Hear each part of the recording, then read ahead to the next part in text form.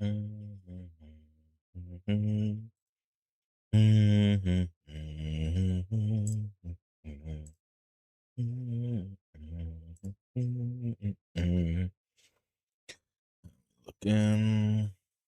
sounding.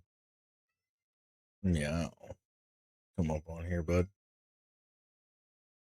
How are we looking? How are we sounding?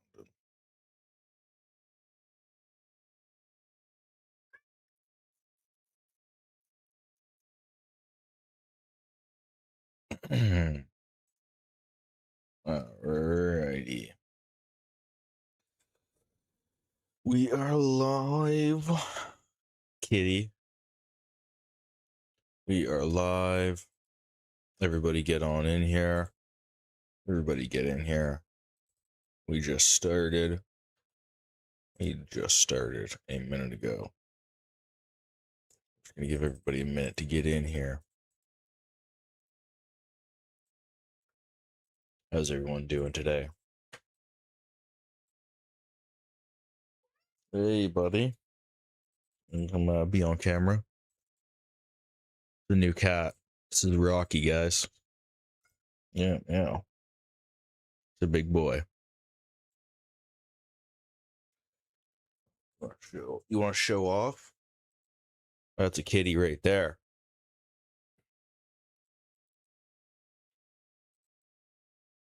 New cat. Yeah, meow. How's everyone doing? Everyone get on in here. Rocky's here. Let's move this camera a little bit so you can see him. Oh, he's off. Yeah, he's off. He'll be back.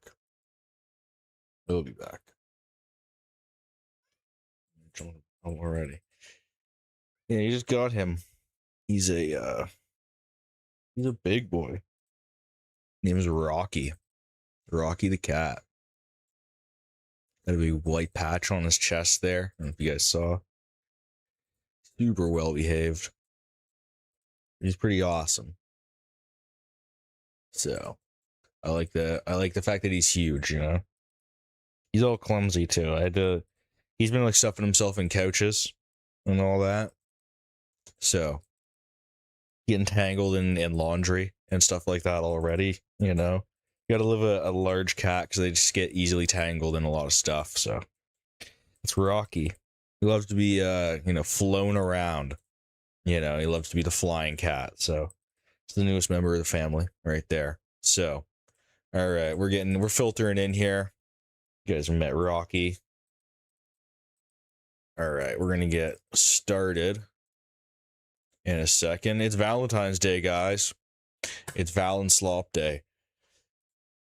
Valenslop Day. So how you guys doing with the rizzing? Are we rizful out there? Are we feeling rizful? Because we're about to get into it in a minute here.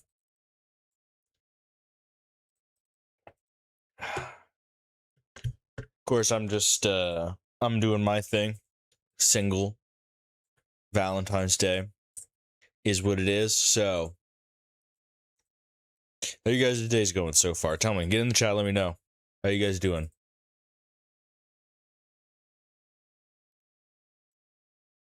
We're gonna get started in a minute here. All right. I think we got enough people to get going. How you guys doing? Get on in the chat. Tell me how you guys are doing. This is your first time checking it out. Get on here. We just started, so you haven't really missed anything. We're just getting started. Yeah, so the big boy, new cat. New cat's too awesome. All right. Everything's looking good. Got a few people in here. Let's get started. World, the number of this is from CBC, which is like state media in Canada. 2026 relationship goal: stay single. Awesome. Single people is growing, and more people are talking about the benefits of single life. Chloe Bow is one of them. 4 years ago, when I ended my long-term relationship, I had no idea how. Oh, I gotta start recording. Oh, for fuck's sakes! Accidentally opened Unity. 1 second. 1 second. No, I don't want open unity. All right, let's get started. Across the world, the number of single people is growing, and more people are talking about the benefits of single life. Chloe Bow is one of them. 4 years ago, when I ended my long-term relationship, I had no idea how different my life would look today. I love my own company. Bow is Like, had no idea how much your life would look different. Like that. Like, yeah, like your life will be different by a lot because you're like a woman without a man, obviously. a full-time content creator and works mostly out of her condo in Toronto. A lot of her work is focused on why she's choosing to stay out of a relationship. When I decided to give dating a break and just focus on myself and realize like the peace and calm that I feel when I'm single, I felt the need to share this experience with other women because it really felt like I found the key to happiness. I mean, that's like total femcel stuff. Like, look at this. How it feels going to 2026 without a man sucking the life from me and bleeding me dry. Like, isn't that like the most insanely toxic kind of thing to be going around? Like, that just seems like a woman with complete baggage. Like, I would have no interest in this woman right off the bat. So I'm glad that she's staying single. I think it's definitely a growing trend. It's definitely becoming more common to talk about, and we're just relating. And really, to me, when I meet another woman who is on the same path as me, I feel like a sigh of relief. And Bow is part of the growing group of single people. At The Economist, we calculated that over the past decade, the number of single people around the world has risen by at least 100 million, which is just huge. The Economist says the rise of I mean, is it really like that huge? There's a lot more people in the world. That doesn't really make any sense. singlehood is reshaping the world, and the Financial Times has called this moment a relationship recession. Plus, as singlehood increases, the interest behind why it's happening is also on the rise. We've looked at who are the different types of single people. There is a certain percentage of people who they don't really want a relationship. God, this guy is so fat, dude. Like, the gut on this guy is just massive. I mean, you can see like the man titties like through his sweater. Like that, it's just what is going on here, bro? That much, you know, they get their social connection from their friends and their family, you know, they're invested in their work, that kind of thing. That's Jeff McDonald. He's the head of the McDonald Lab at the University of Toronto that specifically studies singlehood and the well-being of single people. But, Yeah, like we're gonna ask an academic about this. This is like we're talking about we're talking about relationships here, and it's like you're gonna go to talk to some stuffy fat academic guy. It doesn't make any sense to me. we don't want to lose sight of the fact that most people want a romantic relationship. You know, what is the level of well-being in their life? And again, you know, it falls into different categories. My take on what's happening is just the norms around what it means to be single, what it means to be partnered, are changing very rapidly. Now, looking at the factors, being The fact that you use language like that, what it means to be partnered, is just so lame. single is not a perfect science. There's a lot of reasons to explain what's going on here. I think there's kind of a lot of freedom on what kind of path you take as you like grow up, and people are taking less traditional kind of paths. You're not labeled as Oh, that guy's like so effeminate, dude. Like the total like beta male archetype right here. Like he's got his little dainty coffee. He's got like this little like flower pot thing going on, like a leaf thing. Clearly it's like his Valentine's Day gift going on. And oh my god, dude, he just doesn't look like, he looks the opposite of a Chad. Paths. you're not labeled a spinster if you're single. And the way he's talking too is just so effeminate. Why do dudes, even like straight men that are like total beta males, they go completely effeminate with the voice and they end up sounding like women. 30 or whatever it is, and it becomes a little bit more enjoyable when you're not being pressured to seek someone else. I'm neutral, I guess. I would like to be in one. So while there are many factors as to why people aren't getting into relationships, both McDonald and Wong say the data suggests that people still want to find partners. But it's the goals in dating and the purpose of getting into a relationship that might be changing. And caveat, that's data based on heterosexual relationships. One factor both experts agreed on is the changing lives of women. When I first started doing singlehood research, it was a really tough sell to get graduate students who were interested in it. Now, Well, yeah, because women are pressured into making money. Now their husband is essentially their boss. Like that's actually who their boyfriend, their husband actually is in reality. Now I have graduate students spontaneously emailing me who want to crack the code on whether it's embarrassing to have a boyfriend or not, right? And that comment there, is it embarrassing to have a boyfriend? Is it embarrassing to have a boyfriend? I mean, this is like the kind of like slop women are consuming right here. This is like absolutely like low tier. This is going for like the lowest IQ woman right here. Is a nod to this Vogue article from last fall. It went viral. There was a lot of response. I think for men, this is a wake-up call. Women are fine. Ew, that was bad. There was a lot of response. I think for men, this is a wake-up call. Women. Oh man, dude. I think for men, this is a wake-up call. Like, if you see something like that, do you see a Vogue article and you think, dude, this is a wake-up call? I'm sorry, but like, you have no balls whatsoever. Are finally waking up to the idea that having a boyfriend is basically the least interesting thing about you. Don't let the It's like the dumbest bitch on TikTok too. miserable people of the internet tell you that it's embarrassing to have a boyfriend. So there's more women in the It's just like women listening to it's like dumb women listening to other dumb women on TikTok, like brainwashing each other. And there's like casualties amongst them. This is like easy, like 101 psychology. developed world with university degrees than men.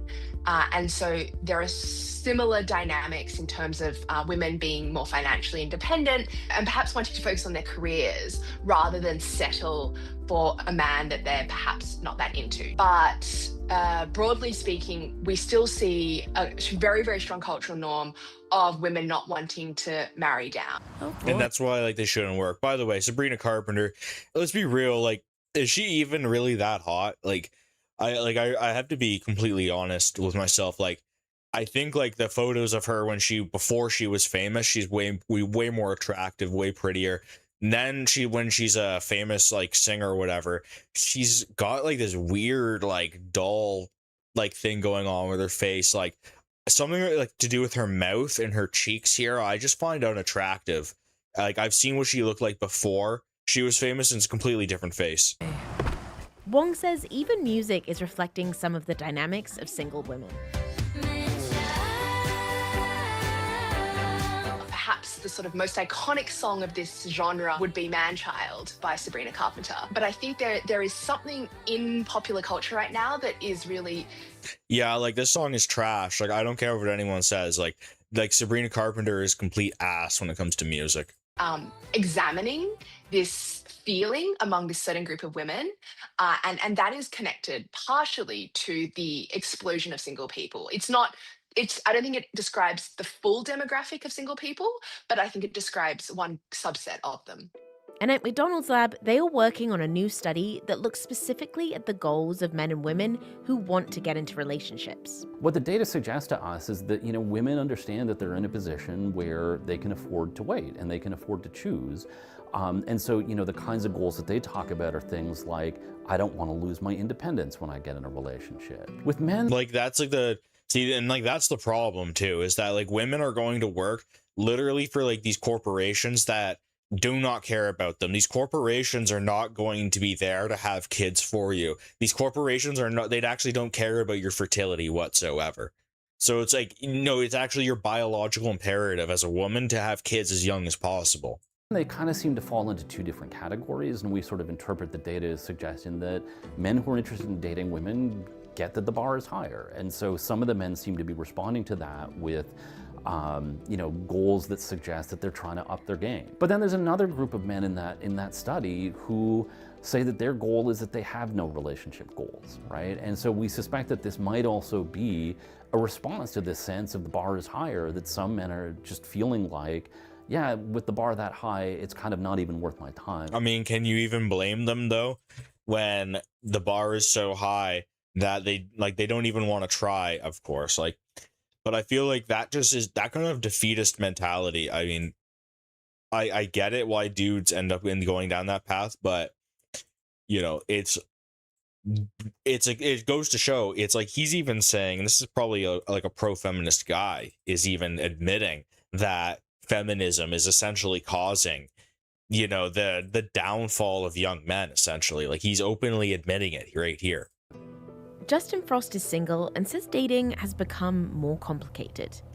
I guess, I wonder why this guy is single, dude. Look at him. do you feel that the bar is higher now? The earring with the Absolutely. mustache. I think there's a lot more expectations. They put like a dark cloud over the dating scene. I mean, homie, come on. I mean, first of all, you've got like tar stains on your teeth.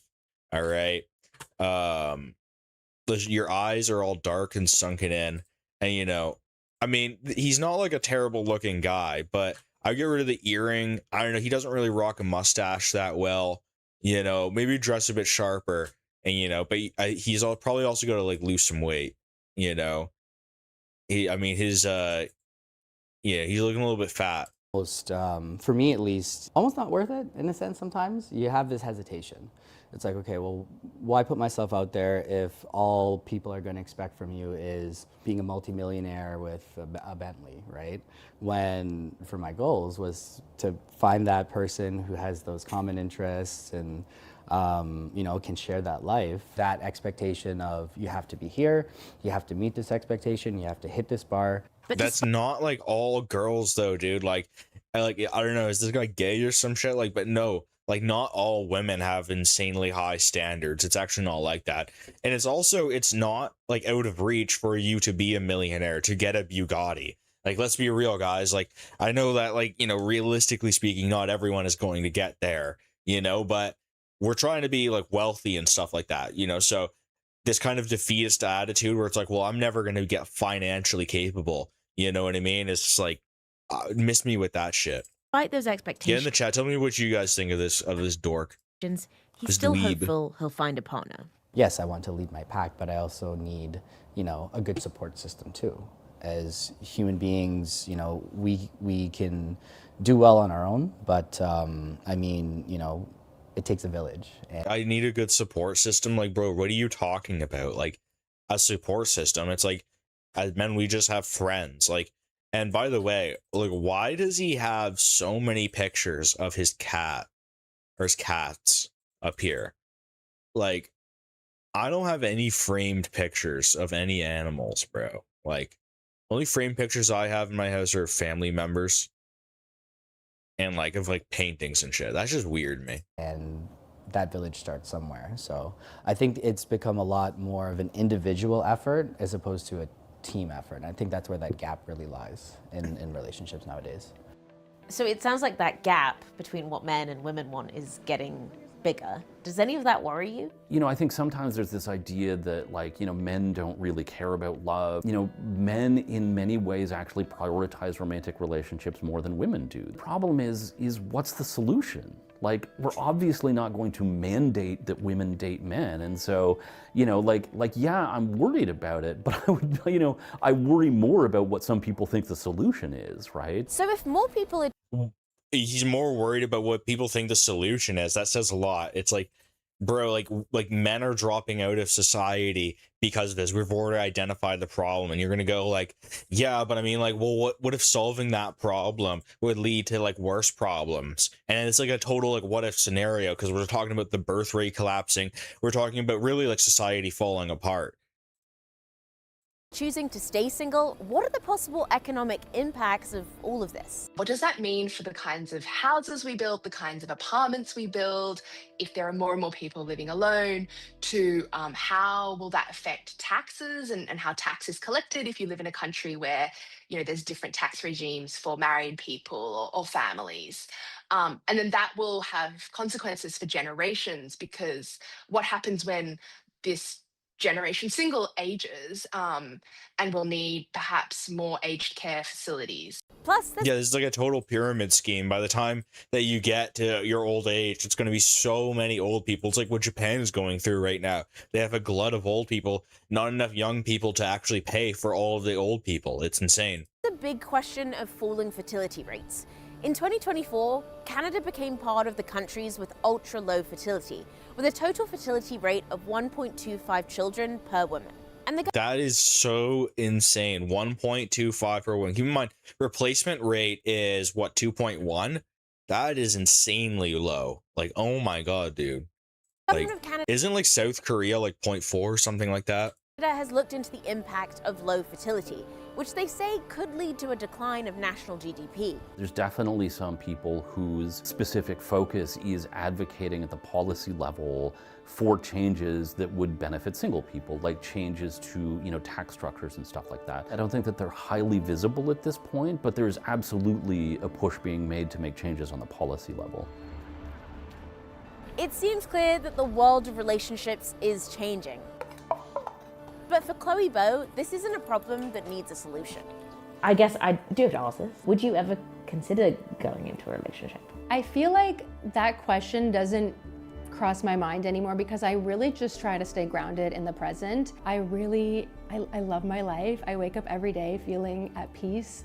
I feel like taking my energy that I maybe would have put into a relationship or into dating and investing that back into me has been so rewarding. Invested back into sipping my matcha while I look out at the city skyline while I have no kids and no future.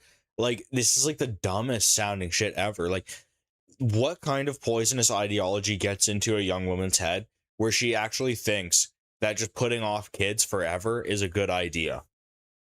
Like, do you not understand, like, the biological processes that are going on? Your eggs are going to dry up. You won't be able to have kids eventually. You're going to be lonely, and the loneliness will drive you insane. Like, that's just sad to me. Like, what is going on with these, like, young women where they think it's okay to, like, live like this and have this kind of mindset? That's toxic to me, bro. Here we go. Who else? We got You're Alone on Valentine's Day Because of Economics by Economics Explained. Oh boy. I'm going to tell you it's probably not because of economics.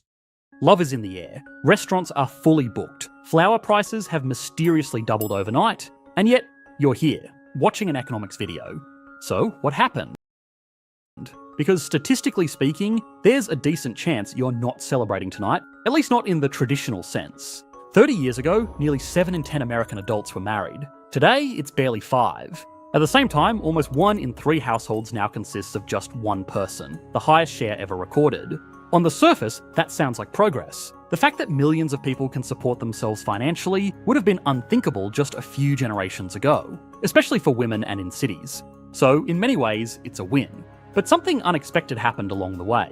Well, yeah, I mean, like, it's inevitable with modernity, too. That's the thing. It's not just feminism, but it's also, there is modernity that is just sweeping, it creeps, and there's an air of inevitability to it where you're like, well, how could I even resist this sweeping change of technology, the advent of dating apps, even Instagram leveling the, like, not, I would say, not leveling, but whatever, disleveling, making a crazy gap between the have and the have-nots in the dating scene, right? So, instead of competing with your local area, as a young person, now you're competing with ultra chads, at the highest level. Modern economies weren't built for this many people living on their own. They were designed around the assumption that most adults live in shared households. And while that assumption is breaking down, the system isn't adapting gracefully. It's just getting more expensive. For example, living alone doesn't mean using less space in proportion to your income, it means absorbing the full cost yourself.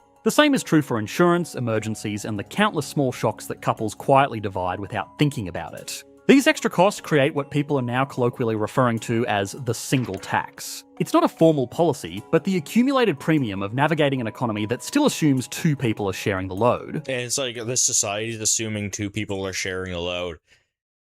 Yeah, because men would be usually providing the entirety. Like, that's the single tax. Like, this idea is like, in New York, for example, living alone costs the average renter over $20,000 more per year than sharing an apartment. Not for better housing, but for the same square footage, paid solo. Which points to a deeper problem. As the cost of living alone rises, the line between being single and being lonely starts to blur. When money is tight, a social life becomes harder to sustain. Dating starts to feel like a financial risk, and isolation can creep in without anyone consciously choosing it. So today, on the most romantic day of the year, we're not going to talk about love. We're going to talk about economics. And we'll start, as always, with 3 important questions. Why has singlehood risen so quickly? Why does being single cost so much more in modern economies? And when does living alone stop being a sign of freedom and start becoming a serious economic problem? Almost 80% of people quit their New Year's resolutions by February, but this is often not where the real change comes from. Skip that. It better help. Birth rates fell. In the US, the fertility rate has dropped from around 3.6 children per woman in the early 1960s to about 1.7 today. Across Europe, most countries now sit well below replacement level. And bro, like, look at that, dude. Now it's like the EU for a while is just slagging super hard. Man, look at that US birth rate in the 60s, man. The boomers were going off. in recent years, places like South Korea and Japan have recorded some of the lowest birth rates ever measured. The result... I used my paycheck to play a slot machine so I could win money to get my lover a good gift. Lost all my money, so I have to eat the crackers for the rest. So I have to eat crackers for the rest of the month. That's tough, bro. I mean, hopefully you like lean out, like lose a bit of weight, get those hollow cheeks going, you know, and then you can go out there and mog, dude. Is visible almost everywhere. In rich countries, especially in large cities, living alone... I don't think there's any Indians in the chat out here, bro. ...has gone from rare to normal in just a few decades. One-person households now make up nearly half of all homes in Manhattan, and over 50% of households in cities such as Stockholm and London. What once signaled isolation... Isn't that just sad, though? So, like, so many people are living alone. Like, I appreciate, like, the quiet and the silence, too, of, like, an empty house. I get that part, but that just seems like such a lonely existence to be like, or like alone forever. Increasingly signals a steady income, autonomy, and the ability to manage daily life independently. Seen this way, the rise of singlehood isn't a sign that societies are breaking down. It's a consequence of economic progress. But here's the problem. While people adapted quickly to this new reality, economic systems didn't. Housing markets, tax codes, benefits, and workplace policies still quietly assume that adulthood comes with a built-in second person.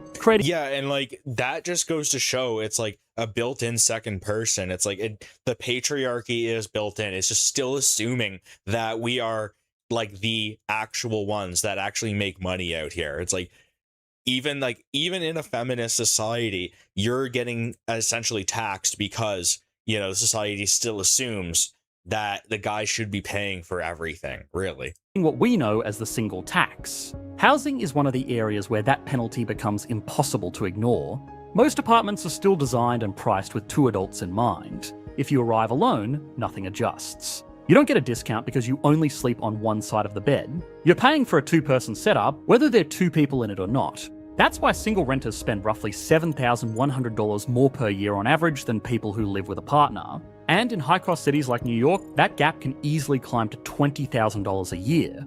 Yeah, and it's like we're being replaced. It's like a spreadsheet kind of existence where they're like, well, it's cheaper if you live together. It's like, that's not the reason that you get together. You know, that's not the reason that you settle down and you like start a family. You know what I mean? And get married and all that. That's not what you do. You get the same apartment location and square... Like, I hate this whole argument. It's like because of economics. It's like, no, dude, what the reason this is like happening, all right, is because of feminism. It's happening because of demographic change. Like, don't get me wrong, there is an economic factor in this, but the actual catalyst for these massive societal changes, they ultimately have to do with feminism and mass migration. I believe going out on dates, the man should definitely pay. But if you're living with a partner, both of you should split the bills, period. Yeah, you know, when it comes to dates, I mean, dates are like, I don't know. Like, yeah, you can like pay. Like, if you're a man, that's the thing, too. It's like, you should make enough money as a man where it's like paying for like some random chick that like you don't even think about it. You know what I mean? Because it's like, it's whatever, but never like overpay. I don't do dinner dates on the first date whatsoever. Like I don't do that at all. It's only like ever like coffee or drinks or just hanging out. And when you living with a partner, you should both work. We should both work, split the bills, period. I mean, that's if you both want to work. Me personally, like if I have a wife, you know, girlfriend, like she doesn't have to work, you know, that's just the way like I look at it. I'd rather her not work because I'm busy, you know, like doing home stuff, tending to kids, that kind of stuff. Footage, but cooking, there are just fewer people to divide the bill. Over time, this doesn't just affect individuals, but reshapes the housing market too. As more people live alone, demand shifts towards studios and one-bedrooms. Supply, however, still reflects shared Look at all the fake plants. I gotta get myself some fake plants, bro. I rate the fake plants. households, which results in more and more residents competing for the He's like, same limited yes. pool of small apartments. This causes the rental market to become more expensive overall, with the sharpest pressure landing on singles because they're already paying a loan. And once you notice the single tax in housing, you start seeing it everywhere. Groceries are a good example. Larger package sizes are, on average, about 30% cheaper per unit, which is a great deal, until you're the only one doing the eating. A family pack of chicken might cost less per pound, but if you live alone, buying it means freezing and meal planning or wasting half of it. The single-serve version costs more per pound, but at least it gets eaten. Either way, you've just paid extra for the privilege of eating alone. The same logic shows up with utilities, subscriptions, transportation, and maintenance. Take transportation. The average annual cost of owning a car in the US is now over $12,000 a year, including Yeah, but like, hold on a second. Average household expenditures: apparel, services, health, insurance, pensions, food, other, transportation, housing. I mean, housing is kind of like, I mean, yeah, this tracks. It's like, okay, US is now over 12. Like, are we really complaining about like a budget like this? This is like pretty average. $12,000 a year, including insurance, gas, and repairs. That figure barely changes whether one person drives the car or two, which means singles carry the... Like, I feel like this is so overblown, guys. Like I don't know about you guys, but like financially, I don't think it's like that rough out there. And I feel like people aren't having like kids or not getting in relationships like for other reasons. I don't feel like it's because they're broke. I feel like, bro, even when people are broke as hell, they're still banging, they're still having kids. I mean, look at the third world, look at India, look at Africa, you know, look at, I mean, China's better off, but they're still like having a, you know, their birth rates starting to collapse. But you know, like the third world, man, they're still busting them out. Full cost, while couples can split it if they share a vehicle.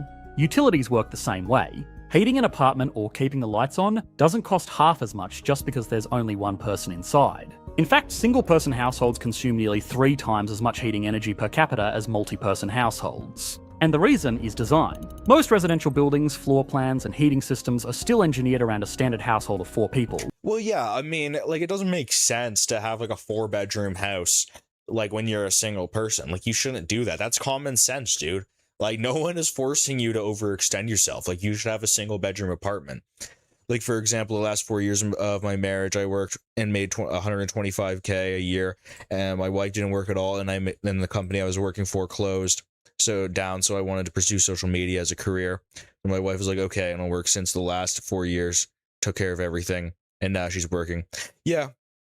I mean, if you can make social media pay, right? Social media pays really well. I mean, like, listen, if you can make it pay like as much as a regular job, even if you have like a low subscriber count or low viewership, but you can still like make enough to, that's like better, you know, it's like better than doing a regular job, then I would say definitely do it. It's just a matter of like, you know, do you really see yourself like hitting like the big times, you know? When only one person lives there, those systems don't scale down. Heating's like, it's always good to have like another like backup plan, like a job that you could go and do like lined up, you know what I mean? Like, you know, always have a skill that you can do, you know, in your back are too pocket. large, ventilation is oversized, and entire rooms get warmed even when no one is home.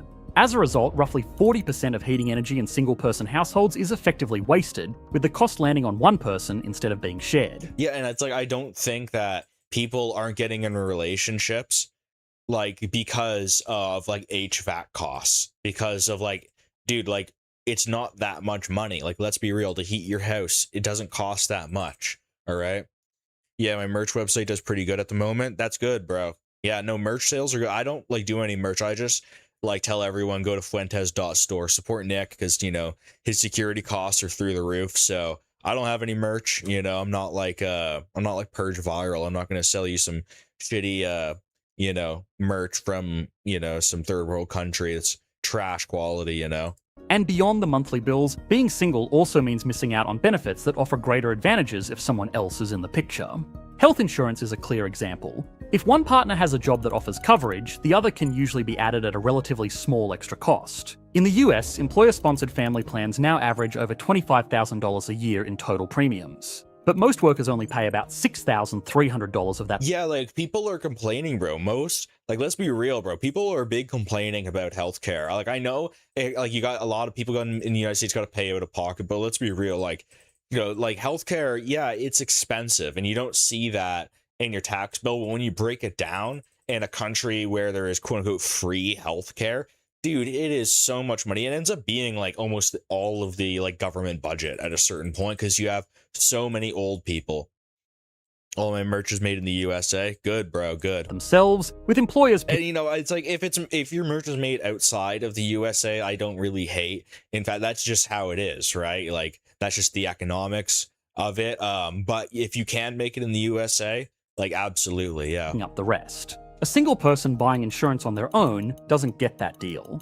On the individual market, premiums can easily run around $8,000 a year without access to the kind of employer subsidy couples can tap into through a partner's job. The same happens with retirement benefits, paid leave, and even education. Married workers can qualify for spousal social security benefits worth up to half their partner's payout. Universities often extend tuition discounts or even full rides to employees' spouses and children, sometimes covering 50 to 100% of the cost of a degree. But like that's the thing too. Like I know people that have this kind of deal, bro, and it's like it's sweet. You just got to go out there and have a good job. Like is it like that crazy to have like a good career? Like I don't really think so. And like I feel like most people that are complaining about this are just they're trying to trick you and they're trying to make you not think about how it's like actual like the real problem where this actually comes from is feminism and mass migration and just like a lot of like Jewish subversion at the front coming from the top level.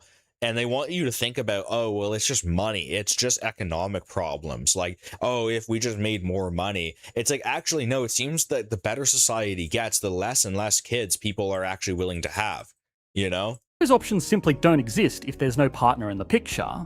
And if having a more expensive life and being locked out of entire categories of economic support weren't enough, single people also tend to earn less on average. In 2019, partnered men took home a median income of about $57,000. Single men earned closer to $36,000. For women, the gap was smaller, but still real. Yeah, because they got to pay for a woman's shit. That's what it is, right? You got to get out there and you got to make that extra 20 grand or 21 grand, right? Because you're paying for like for a woman's shit, an unpartnered woman, and also trailer partners.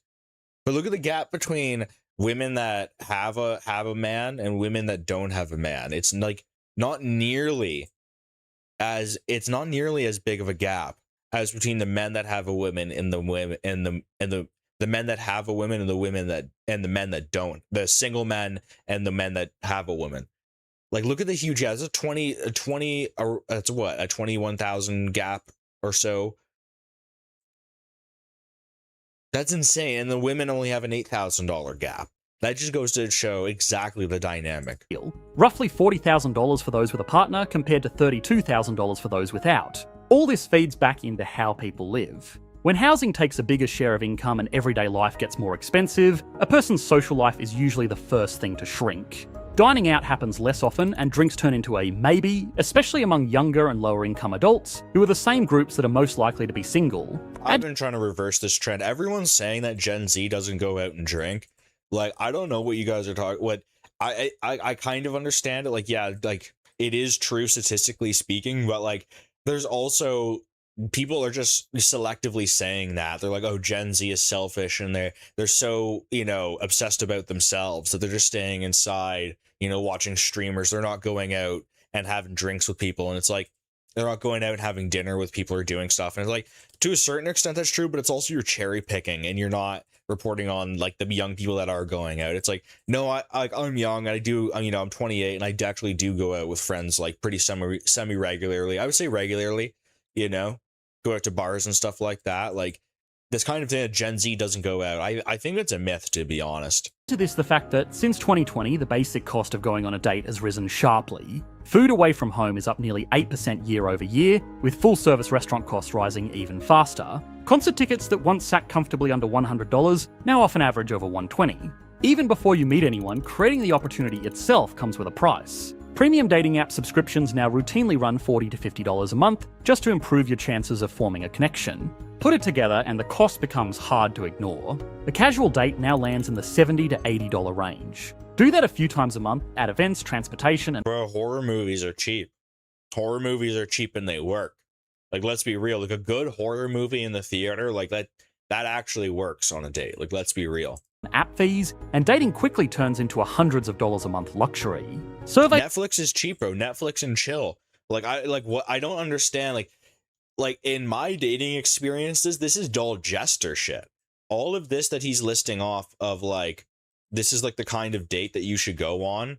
It's like, this is like complete jester activity. Like, I wouldn't do like any of this stuff. Like, it's cheaper to just like hang out at, you know, like my place, and it's like funner too. Like, that's what I don't get either. It's like the heartbreaking price of love. My experiences have always been just like, a girl like wants you so much, she'll just come over to your place. That's just the reality. Go on 10 to 20 dates before committing to a relationship. At today's prices, that can mean spending well over $1,000 just to find out whether something is going. After adding up all the direct and implicit costs of dating, the price of finding that special someone rang in at about $1,000 for around 12 dates. I mean, that's kind of crazy, right? Like, do you put like a number on what it takes to court somebody? It's like, yeah, that should just be like, you shouldn't be able to put a number on that, bro. Like, anywhere. It's true that none of this makes dating impossible, but it does change. Like, I feel this feeds into like soy-minded men's, like, this is like a beta male's way of looking at shit. It's all money. She'll just like me if like I have money. And it's like, no, dude, she'll like, even if you're rich and you're super wealthy, she'll like still find disgust in you. She'll still go fuck a Chad. How people approach it. When you're already paying the single tax on rent, utilities, and insurance, dating stops feeling spontaneous. You go out less often and think a little longer before saying yes. And over time, that financial caution narrows opportunities. So rising costs aren't just making the single life more expensive, they're quietly reducing the conditions that make partnerships easier to form. And oddly enough, that works just fine for the economy, at least for now. But doesn't this just prove that women are shallow? Like, wouldn't this just be like another knock on like the belt of the red pill to be like, yes, like feminism is like this. Like, feminism is like this. It discriminates against the men who don't really have a chance because you're not like the millionaire driving a Bugatti that delusional women have been convinced that they need, that they deserve. At first glance, rising solo living can look like an economic win because more households mean more demand and more spending per person. But that logic only holds as long as independence doesn't slide into isolation. Because the moment living alone turns into loneliness, the economics start to flip. Despite I mean, to be honest, I'm fine with like being alone. It's not that bad. Like, I like to like, hang out with friends and stuff, but just being alone doesn't like get to me on like a core level like that. Like, I actually kind of enjoy it. the singles tax, places with large numbers of people living alone can still show economic growth as long as people remain socially connected. Like, I can go like days without even like human contact, and I think I'm fine, to be honest. Like, I don't find it to be like that jarring. Regular interaction keeps ideas moving, helps workers find the right jobs, and sustains the everyday trust modern economies rely on. Loneliness, by contrast, has the opposite effect, leading to lower productivity, worse health outcomes, and higher public spending. In the US alone, loneliness costs the economy $460 billion a year, even before factoring in broader productivity losses. So in the end... Like, how do you even calculate that, dude? That's like $500 billion. That's almost $500 billion. How do you even like factor like I don't get that. Almost everybody lives with somebody else.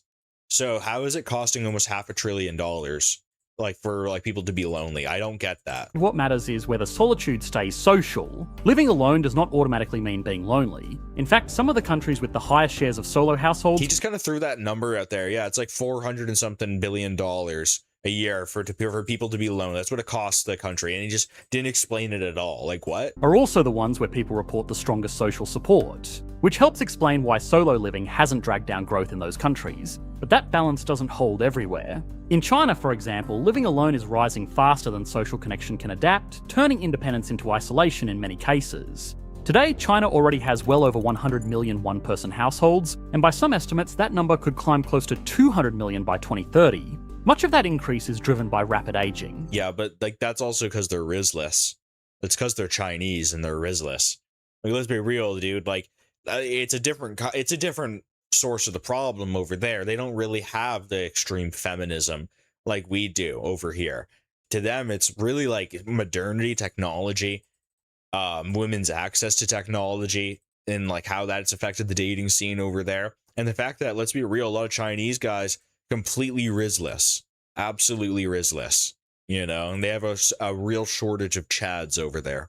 But a growing share now comes from younger urban adults living alone as well, often far from family and with weaker day-to-day social support. That reality has created an entire economy around living alone, from solo dining restaurants and a booming pet market to apps that fill gaps in care, monitoring and social contact. One of the most popular and widely downloaded apps is called Shileme, which loosely translated means, "Are you dead?" The app does exactly one thing. Are you dead?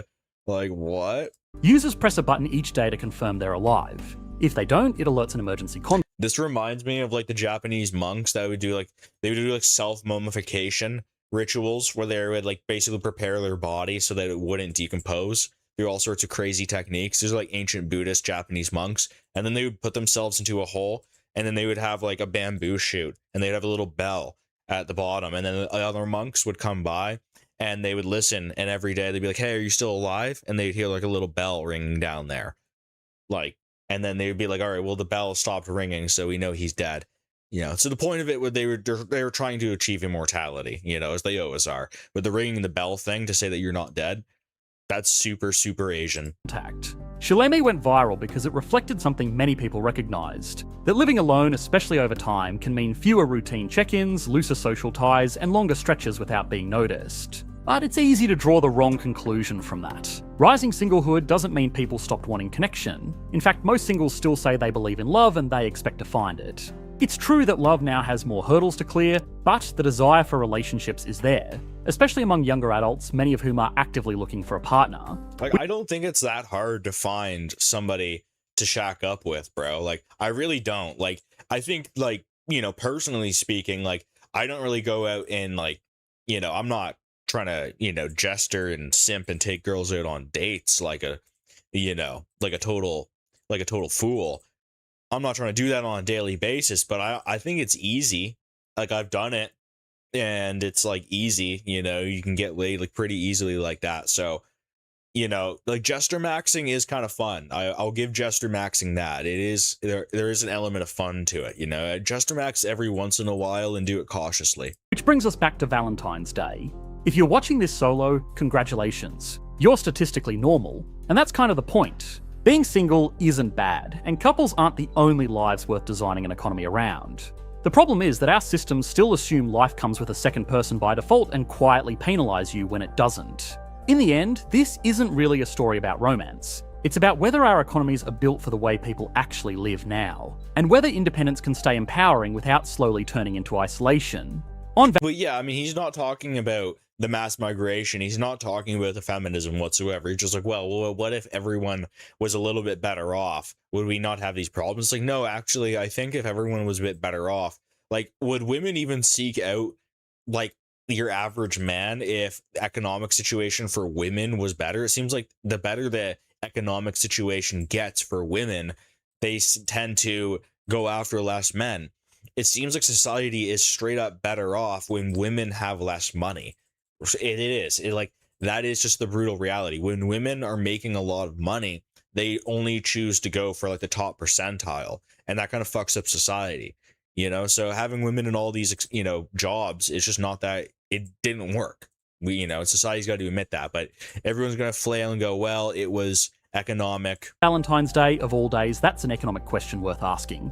Now, if dating, like, everything about it is like so cringe, where you're like, dude, like, you got to get like a diamond ring, like a diamond ring for like some chick, like that is like the like simp shit, bro. Dating and family formation keep getting harder, fewer relationships turn into long-term partnerships, and fewer partnerships mean fewer babies. Yeah, DM that on matters X. Yeah, because DM modern if economies you're trying to DM me, best places on X, bro. Still depend on new generations to work, pay taxes, and support aging societies. So, it's no surprise that many governments have landed on a simple idea. If people aren't having kids, why not just pay them to do it? But as it turns out, that approach doesn't work the way policymakers hope, and in some cases, it creates entirely new problems. If you want to see why paying people to have babies might be a...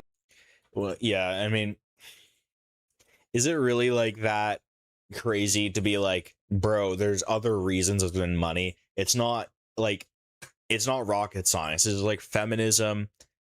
It's like feminism and mass migration. Like, these are like the two big problems that are going on in our society. You know, 5'5" manlet clears Tinder. All right. I gotta take a quick bathroom break. Right back. I'll be right back.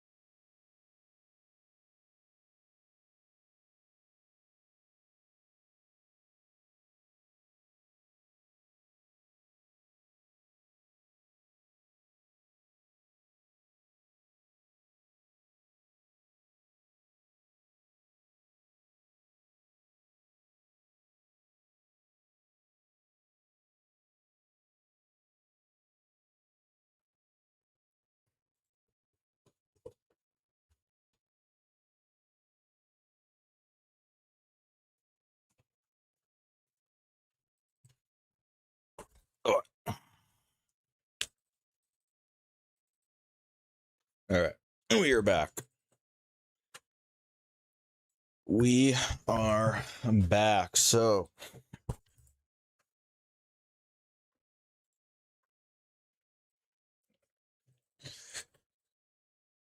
getting a new setup soon.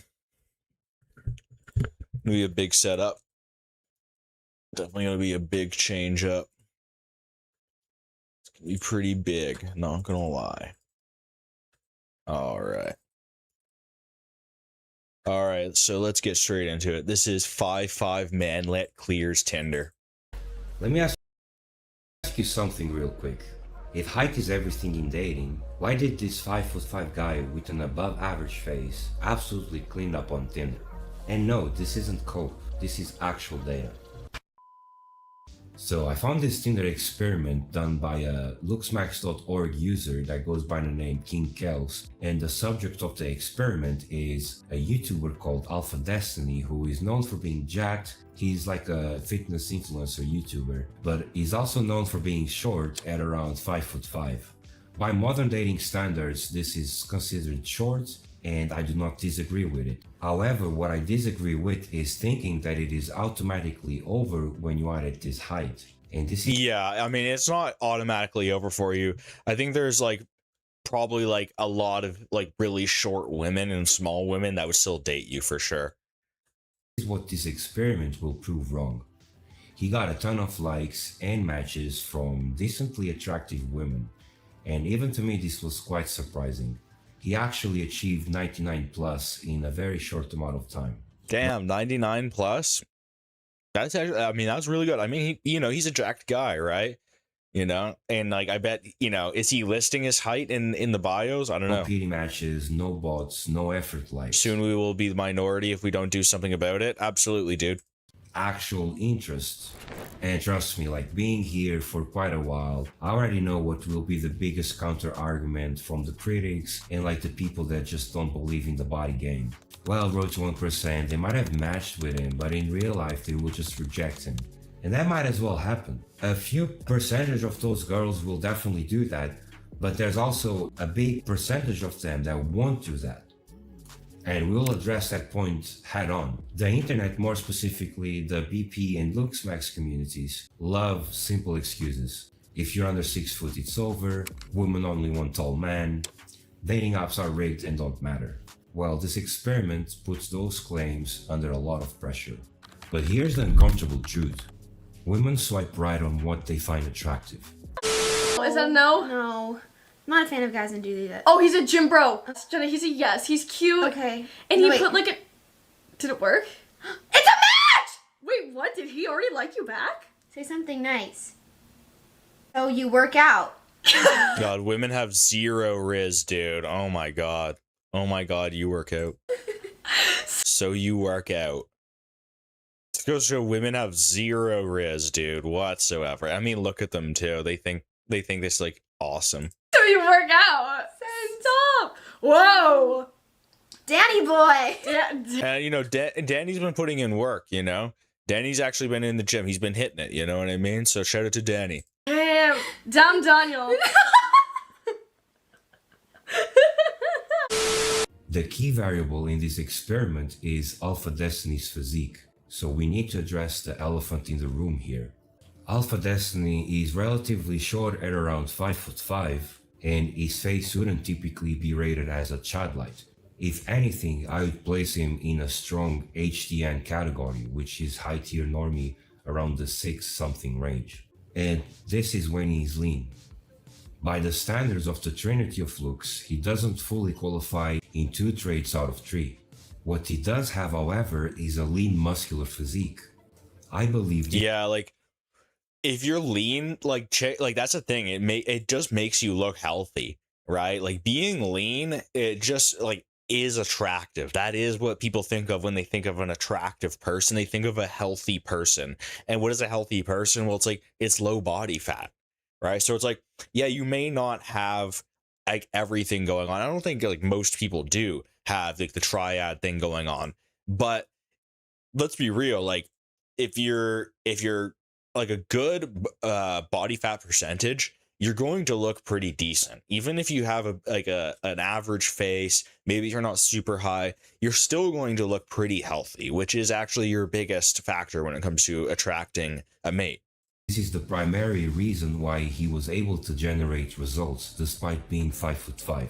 Alpha Destiny shows via his pictures that he has visible shoulder, chest and arm mass, a low body fat percentage, and that gives him a confident presence and posture even with his subpar height. That matters more than what people want to admit. Women also notice this, and this is why some of them swipe right on him. Now let's deal with the number one cope comment. Well, road to 1%. Yeah, they matched him, but in real life they would reject him once they see that he's short. It sounds logical, but it falls apart real fast. For starters, in one of the photos, it's very obvious that he's short. The proportions, the environment cues, and the body framing gives it... Yeah, like you can tell, like this door, like the doorknob is here. You can tell, like the frame of the door and everything like tells you immediately this guy is not very tall. Away. Women... There's no way he's tall if his head... There's no way he's like 6 feet at all if his head is like at this height from like the doorknob up to here. There's no way. And the body framing gives it away. Women aren't stupid. If height were a deal breaker for those specific women, no matter what, they wouldn't have swiped right on him in the first place. Yet they did. A match isn't a marriage proposal, but it is a strong proof of attraction. A typical average woman has plenty of options. Not a lot of quality, but options regardless. Yeah, like they make their mind up in like less than a second, bro. Because of this, it is unlikely that someone would match if there were no attraction at all. Doing so would be a waste. She's not going for Casper with a C, bro. Let's be real. If your name is like Casper with a C, or is that guy? Casper with a C. Is that how you pronounce that? Catper, or Casper? I'm gonna assume it's Casper. But I mean, this guy's literally a Chad. It is unlikely that someone... He's literally named Chad. Chad and Tyler are competing with this weirdo named Casper. Match if there were no attraction at all. Doing so... And he's like got like a weird European bio. It's not in English too. Would be a waste of time. If they swipe right, it's because they like what they saw and felt some level of attraction. This is obvious. This already disproves the idea that height is an instant disqualifier, and this ties directly into the trinity of looks. If you have one clear standout trait, physique in this case, you can still generate results. It also supports the idea that height functions more as a multiplier rather than a prerequisite. It amplifies existing attraction, but it wouldn't create attraction on its own when nothing else is there. Yeah, I mean, if you're tall and ugly, you're probably going to have a hard time. Like, if you know, let's be real, like if you're tall and you look unhealthy, I don't think you're really going to get that much play. Like, that's absolutely true. Like, a short guy who like looks like actually good overall, like he's jacked, he looks like healthy, like he's actually taking care of himself. He's just his one thing is that he's short. I think, yeah, he still has a chance. Absolutely. It's not over for short kings. In this case, being short doesn't act as a positive multiplier. Like, this is proof. I feel like this is like total proof that it's not over for short kings at all. It actually reduces the overall effect. However, it doesn't eliminate all options. It simply lowers the ceiling rather than shutting down the door entirely. And this is the key point that I want you guys to take away. Now, there is something else we have to address, and that is the fact that some people in the black pill and Looksmack spaces like to dismiss dating app results statistics. They say that dating apps are not real life. But the data doesn't support this argument at all. More couples are meeting online today than ever before. Dating apps aren't some separate... Well, it's like, what do you mean by like meeting online? Because it's like, that's like a pretty broad thing. It's like, I've gone with chicks that I've met on Tinder, and I've gone with chicks that I just like knew, and I slid into like DMs on like Facebook or Instagram or something like that. Like, because it's like, to me, the actual meta dating is actually on like Instagram and stuff like that, or like it, like this kind of like swiping stuff is not really. It's not really it. Like, it's all about, like, for instance, like, how much clout do you have on other social media that actually matters or pays?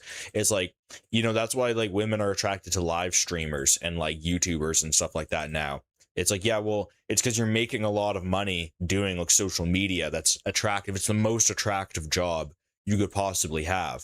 Fantasy world. They're a reflection of modern dating. Are they imperfect? Absolutely. They exaggerate certain traits and compress attraction into a few seconds, but that doesn't make the results meaningless.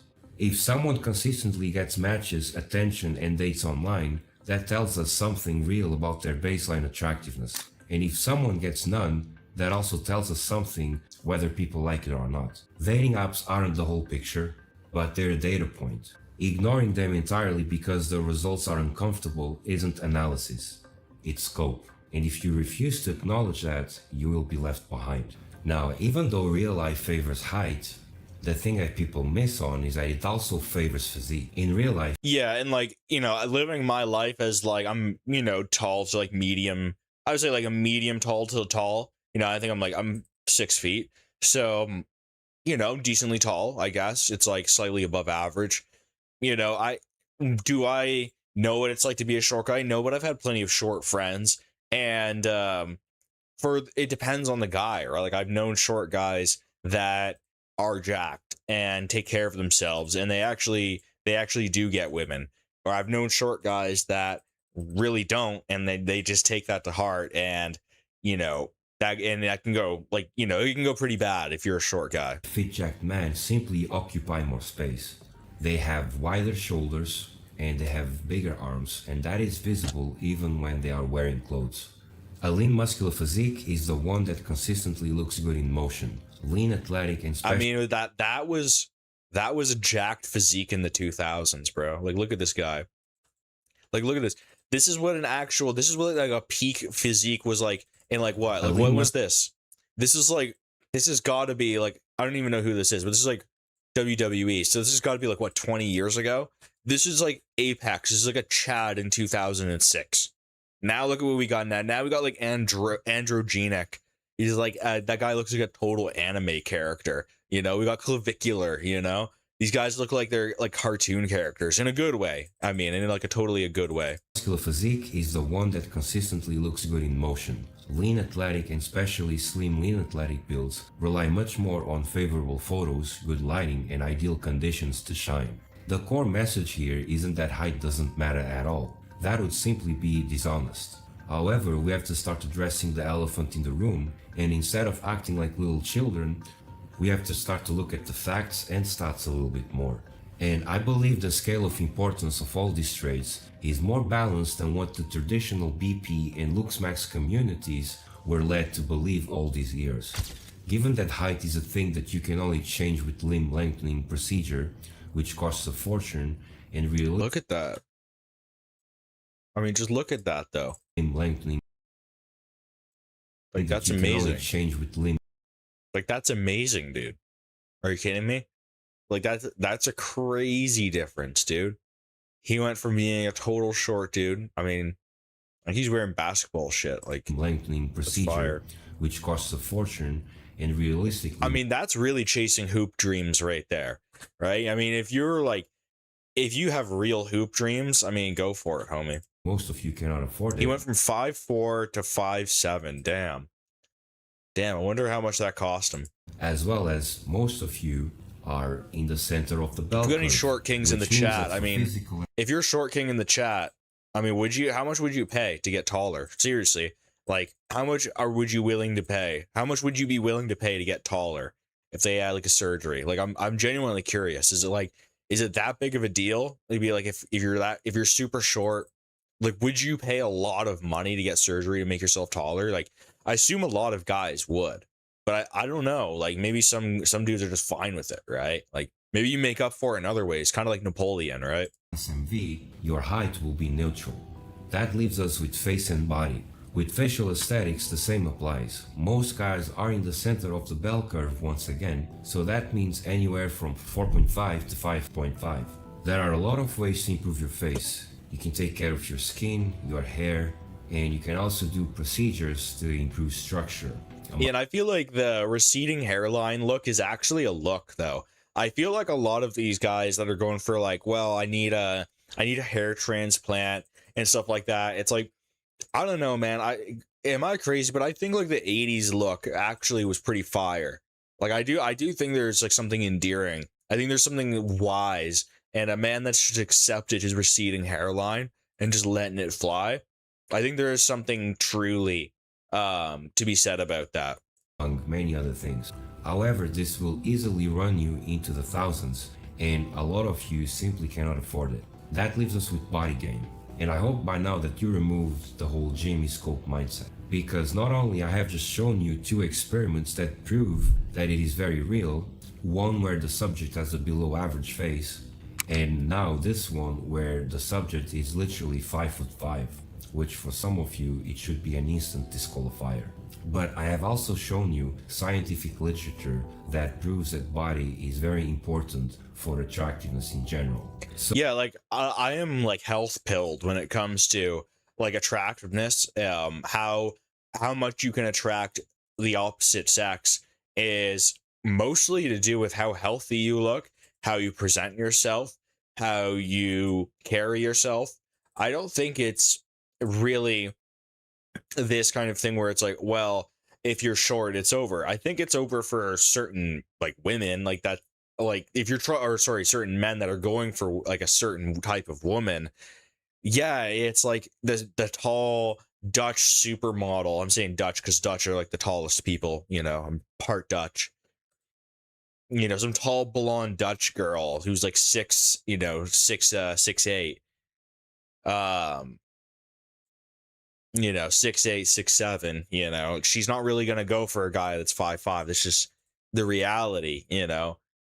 So essentially, you can choose to lock in, or you can continue to use height as an excuse to stay skinny fat. But I wouldn't say that you have like 0 chance, and I think there's probably some chicks that are into that. Avoid the gym, and avoid any sort of self-improvement on your face. That is on you. You don't control your height, but you can control your physique and to some degree your facial aesthetics. This experiment is the ultimate proof that you can override disadvantages that people swear are game over. Instead of arguing in the comments, just ask yourself, what would happen if I actually built my body?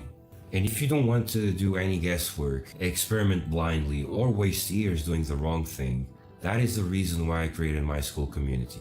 It's focused on Yeah, I mean, he's absolutely right. Like, it's not over for short kings. Like, short kings, like, should rejoice. Like, there's a lot of things that you can do. Like, we actually have the drugs, we have the procedures, we have all of the, exercise to make yourself an absolute Chad light or Chad. I mean, you could be a short Chad, I think. That's not, I don't think that's out of the realm of possibilities if you're a short man. So do not despair, short kings. We still think about you, us talls. We don't look down on you, whatsoever. In fact, I think like the height procedure and stuff like that, that's based. Like, that's super based. If you're a short dude and that's like really like, you feel like that'll act, and maybe it will make a difference in your life. Like, I think that's a thing that might totally actually change your life for the better, is by being taller. You just easily mog harder. But road to 1% here, he's absolutely right. That's not everything. There's short women out there too. So it's like, if you're a short king, bro, like, get yourself a short girl. Like, there's a bunch of them out there. Women on average are smaller than men. So it's definitely not over, like, whatsoever for short kings. What else we got here? Oh no. Why losers like Steven Crowder hate no-fault divorce. I don't know. I think I'm gonna skip this one. It's kind of, that one's kind of do the like, come on, you're going after Steven Crowder for his divorce. That's just so lame. I was gonna react to that video, but then I realized it's a woman, so I don't really want to watch a woman's video. I don't want to hear a woman yap. What we got here? The rise and fall of teen jobs. I will say now, it's like super hard for young people to get jobs. It is super duper hard for young people to get jobs. Like, one of my friends, his like younger brother, it took him like years to get his first job, and his first job ended up just being like coaching soccer. And in the meantime, he just like put up fake job listings so that people would send in their like information, and he would just sell that to data harvesters. And so that's what he did to make money before he got his first job. So that's what this Gen Alpha are actually up to out here. They're harvesting your data, but through fake job postings until they get a real job. Back in the year I was born in 1975, if you were a teenager in the summer, you probably had a job. You were mowing lawns, you were working at a pool like this one behind me here in San Antonio, Texas. You were working at Woolworths or even at the local amusement park. Back then, 72% of teenagers would have a summer job. Today, the number is barely half that, with less than 35%. In just a few decades, we've lost over half of America's working teenagers. Teenagers aren't getting jobs anymore during the summers, and nobody's talking about why. Those jobs... Maybe it's something to do with mass migration, and that every teenage job is being done by somebody from Latin America, India, Africa, or China. Didn't disappear overnight. It happened gradually. And it's also not why you think. Not that teenagers are lazy and stuck on phones all the time. It's much more complex than that. It's something else that happened. It's the way we think about America. It's the way we think about jobs. Man, this guy's dog is annoying. He's just yapping. It's the aging of America, and it's a lot of machines involved. This story is the rise and fall of teenage jobs. Oh, and if you stick around to the end of this video, I'll tell you why I picked this closed up pool here in San Antonio, Texas as a place in the middle of winter to do this video. The answer, well, it'll surprise you. Let's go back to when summer jobs were nearly at their peak. It was in 1978. That summer, 72% of teenagers had a summer job. You remember back then, the baby boom was at its peak. 10% of the labor force at that moment was age 16 to 19. Pretty insane. Entry-level jobs were everywhere. You could be working at McDonald's, at a pool, inside of any part of the booming economy. If you were relatively skilled and could talk and interact with another person, you had a job pretty much instantaneously. They needed... It's like, well, what do you notice about all of these faces too? It's like everyone is white. It's like, yeah, we didn't have mass migration. Canada was 95% white, dude. Like, America was well over 85% white. Yeah. And culturally, that's just what baby boomers did when they were teenagers. They got their first job. That's what the whole generation was about, working hard and playing hard. But at that moment, it would begin a 45-year decline in teenage employment. Over the next couple decades, from the 1980s to the 2000s, the era when I was a teenager, believe it or not, there began a steady erosion of teenage unemployment. We went from 58% in 1980 to 52% by 2000. The reason? Well, it was education. This was the beginning of the college industrial complex in America. Basically, the American dream had a part, which was, that part was you had to go to college in order to get ahead. Well, And now all those college spots are being filled up with Indians and Chinese, right? So now you can't go to those, and they cost way, way more. They won't ever talk about like the cost of the education though, too. the statistics agreed with it at the time. College earners were vastly out-earning people with just a high school degree. So parents, they told their kids, you know, you need to get ready to get in the best college you can because that'll determine your future. So kids, instead of doing things like summer jobs, were going to enrichment programs and things that would help them get into the best school they could. Mom and dad knew that a McDonald's cashier check wasn't going to get you into Harvard. You needed to have something special on your resume. So that's what parents started telling their kids. But you'd expect in that moment that kids would go to these enrichment programs, summer camps or whatever, and then come back and get a job. But they didn't. Then the next thing to happen helped solve some of the mystery. In the 2001 recession, post the dot-com boom, teenage employment went down. That's pretty normal. But something happened. After the 2001 recession, teens didn't come back to summer jobs.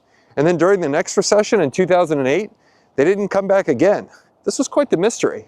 So Federal Reserve economists... Well, yeah, because like a lot of their parents were out of jobs. Like, so if everyone in the economy is like out of jobs, then the first people that get the jobs back are the adults. And then the jobs that don't exist for the young people at that point. Named Christopher Smith, he went and dug in. Why is this phenomenon going on? And the answer he found was pretty surprising. The first thing that Smith and other economists discovered was that if you go into a lot of workplaces these days and look who's behind the counter taking a lot of those jobs that were once, filled by teenagers and after school hours, it's suddenly people that don't look like teenagers. It's in fact the opposite of teenagers. People that don't look like teenagers. They're just like avoiding saying immigrants, migrants. It's the reality. No, it's old people. Well, it's like, yeah, I bet there are like a lot of old people, and I have seen this. There are a lot of old people doing jobs that really like a young person should be doing. But the reality is that 9 times out of 10, it's a migrant. 1987, only 11% of workers were over 65. Today, it's like way more than, I would say it's more than, it's 10 times out of 10 now. Like it's rare to get like a white elderly person now, or just an elderly person in general. That number is 19%. That's 11 million more senior citizens who are out there taking up jobs, many of which are ones that teenagers used to. I feel like this is just absolutely like red herring, dude. What about like the 30 million plus like illegal migrants that came in to take? Here's something that employers figured out. That 60-year-old retiree, they take their job really seriously. They don't check their phone, they don't talk back, and they show up on time all the time. They don't have any of those annoying school activities or parenting or dates or proms to keep them from coming into the job. So if you're an employer, who are you going to choose? Yeah, the silver sneaker older person into the role. So the first group to actually start to push teens out of the workforce were some of the people that should have most wanted them to have jobs, their grandparents. But that wasn't the whole story. The early 2000s also began and continued a large influx of migrants into the United States. And what we've seen here is the immigrant labor participation as a total percent of the labor force has gone from 15% in the early 2000s to over 17%. And it's growing. But here's something that surprised everybody. Like, does anyone believe that? No, I don't believe that whatsoever, dude. That's completely underreported. No, it's way higher than that. When Smith dug in, he discovered that immigrant labor participation hit teenagers worse than it hit adults. Whereas a 10% increase in immigrant labor might hit adults by 1% in terms of total labor participation, for teenagers it hit them 3 or 3.5%. All those jobs that teenagers used to do, like food prep, cashiers, valet parking, suddenly it was immigrants coming in and taking those jobs and taking them year-round, not just during the summer. And here's something else. The laws in the United States basically encourage employers not to hire teenagers. A big cost for employers is insurance, and one of those is called workers' compensation. Turns out if you hire a teenager, it costs you more. Because why? Teenagers are much more likely to get injured on the job. They're basically kids, so that happens. There's also other constraints. They can only work certain hours. Like, that wasn't a problem, though, for centuries, for like millennia. That was not a problem. They just like get compensated like anybody else. Yes, like work can be dangerous, but that's something that you learn as a young person. Like, no, it's not because it costs more because they're kids. No, it's because it's cheaper to bring in foreigners. That's all it is. My kids, who are teenagers, by the way, have gone out trying to get jobs here in San Antonio. And the moment they walk in, the employers look at them and say, well, you can only work after school? Like, that's not gonna work for me. I need somebody here at 6 a.m. So they don't get the jobs. But the 2010s saw another increase in stuff because of increased labor costs across the board. That meant that more and more companies are putting things like self-checkout lines. Teenagers used to be a stalwart in the checkout lines of grocery stores. Today, those grocery stores and cashiers are getting replaced by self-checkout lines. Retail used to be the biggest employer of teen labor. Now, it's getting phased out. Some statistics show that 88% of cashier jobs are going to get automated out and disappeared. But what does that say about all of the illegal immigrants that you've imported into the country? And now they've taken all of the jobs that the teenagers used to do, and now you've automated all those jobs. So there's not really even jobs for these migrants to do. Isn't that like an insane situation to be put your country into? Heck, there's even folks who are using Philippine or overseas labor to basically zoom in to run cashiers at different kind of restaurants in New York. That's how crazy stuff is getting. In the end, it hurts the teenager's chance to get a job. So here we're at with grandparents taking the teenagers' jobs, immigrants competing for those roles, machines getting rid of them, and employers choosing not to hire them. And you'd say, well, yeah, it looks like the opportunity has disappeared for teenagers. But on the other side, something else was happening, which was teenagers were starting not to look for jobs. In 1994, 20% of teenagers that were not in the workforce said they actively wanted a job.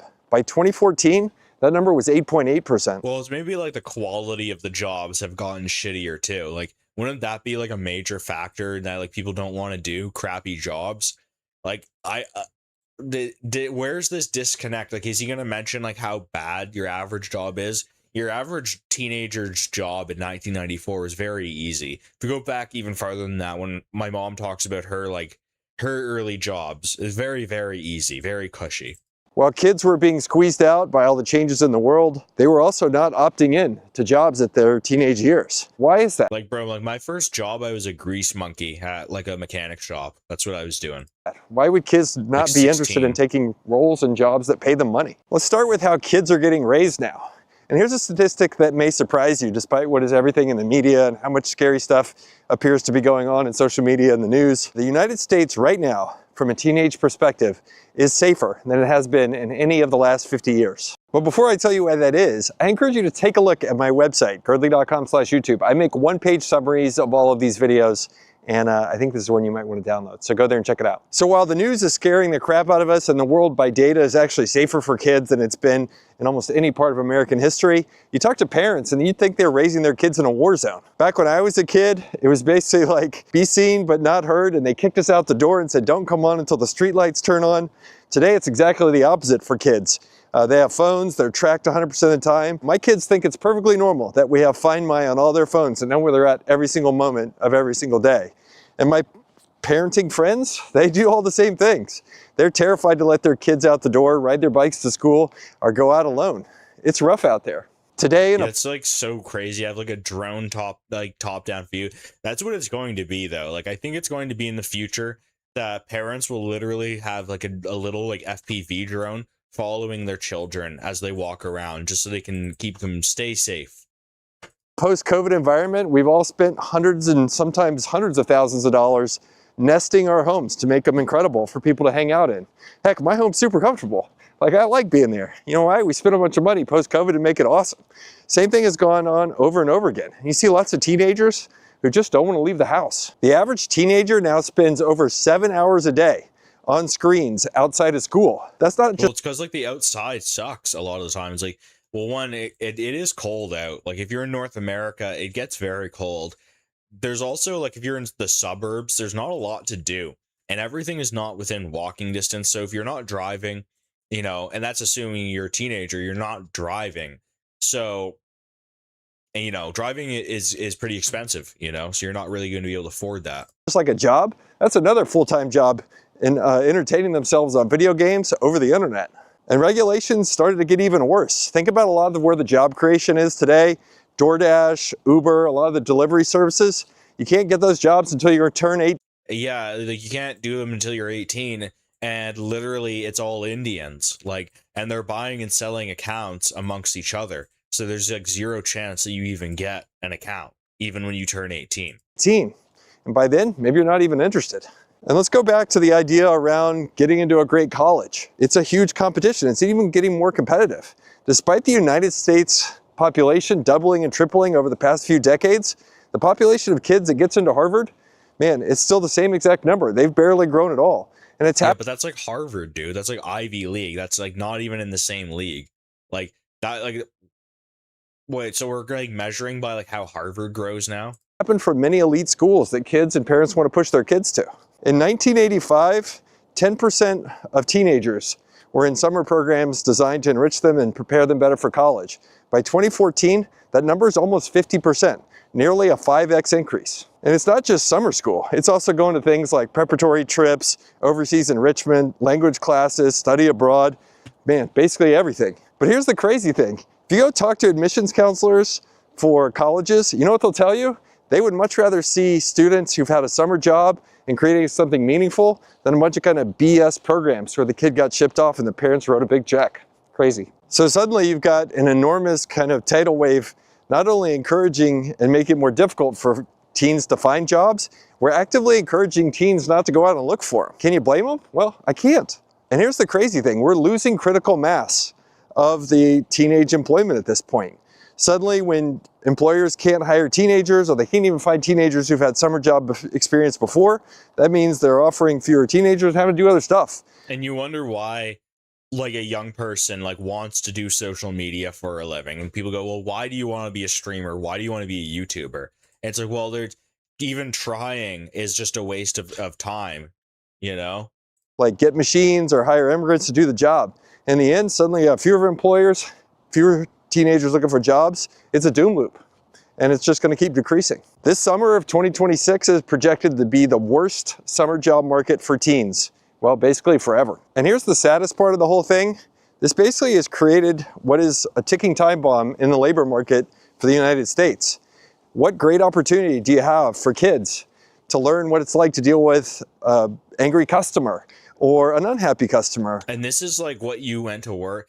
See, that's the thing too, bro. If you were going to elementary, middle, or high school, college, or university during the COVID pandemic, and you had to like wear shit like this and like go to a job and go to school while people were like, while migrants are out here scamming the government, like you are the actual victim in all of this. Like, you know, I actually got to experience, you know, a little bit of the late 90s. I got to experience the 2000s, the 2010s.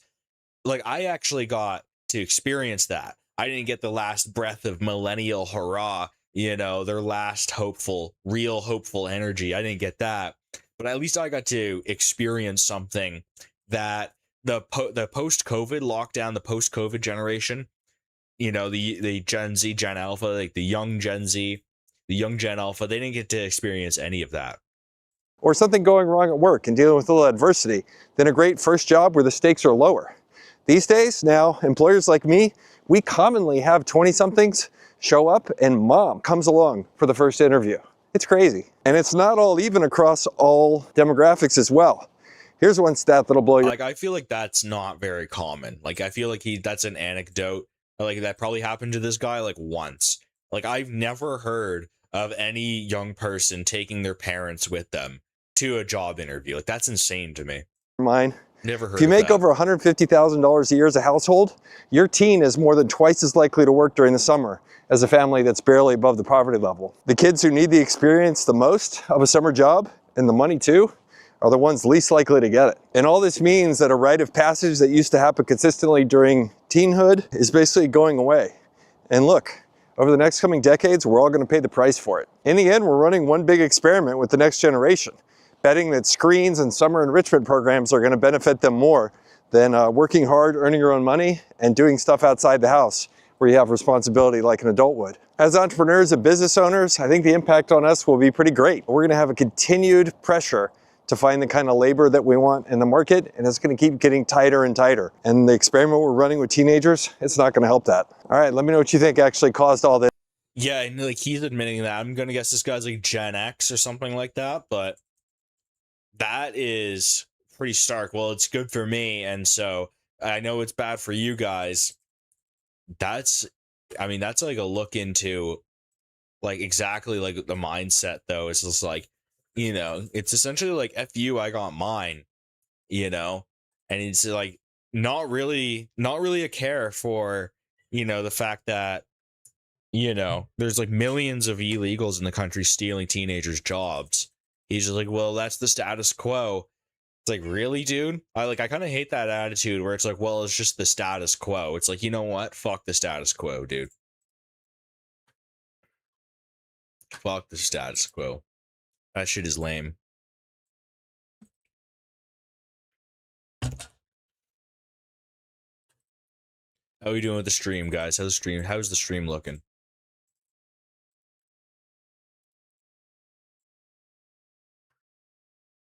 It's 4 in the morning over here. We're gonna keep it going. What else we got here to react to?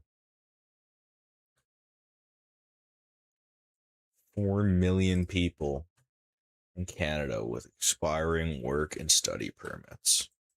Change the name of the stream 1 second.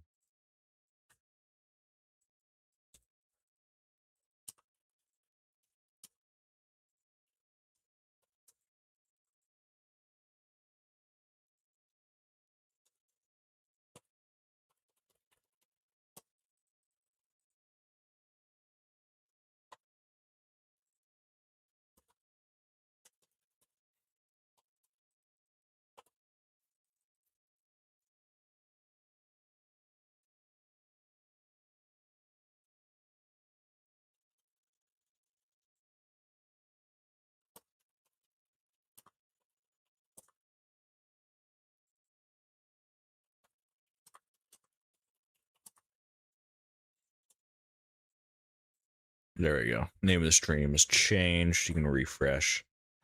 You want to see the new name of the stream. We are going to get into this.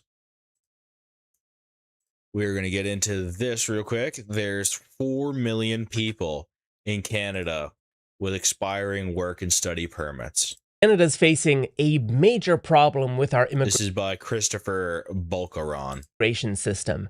By December 31st, 2026, there's going to be approximately 4 million people with expiring work or study permits. And here's the thing, I don't think the government knows where these people are, if they've left the country or not. And I don't know if we actually have the enforcement mechanism to find these people and remove them from the country. Now, I need to preface all of this because I know I'm going to get this in the comments. Listen, I am pro-immigration. I need to say that over and over and over again. I mean, like, we couldn't already tell by your skin color, buddy. My parents are economic immigrants. I grew up in such a multicultural society in part of Toronto where everybody was from somewhere else. I truly believe that enriched my experience. I learned from different cultures. I learned from different ethnicities. I definitely think that immigration is a net good for Canada.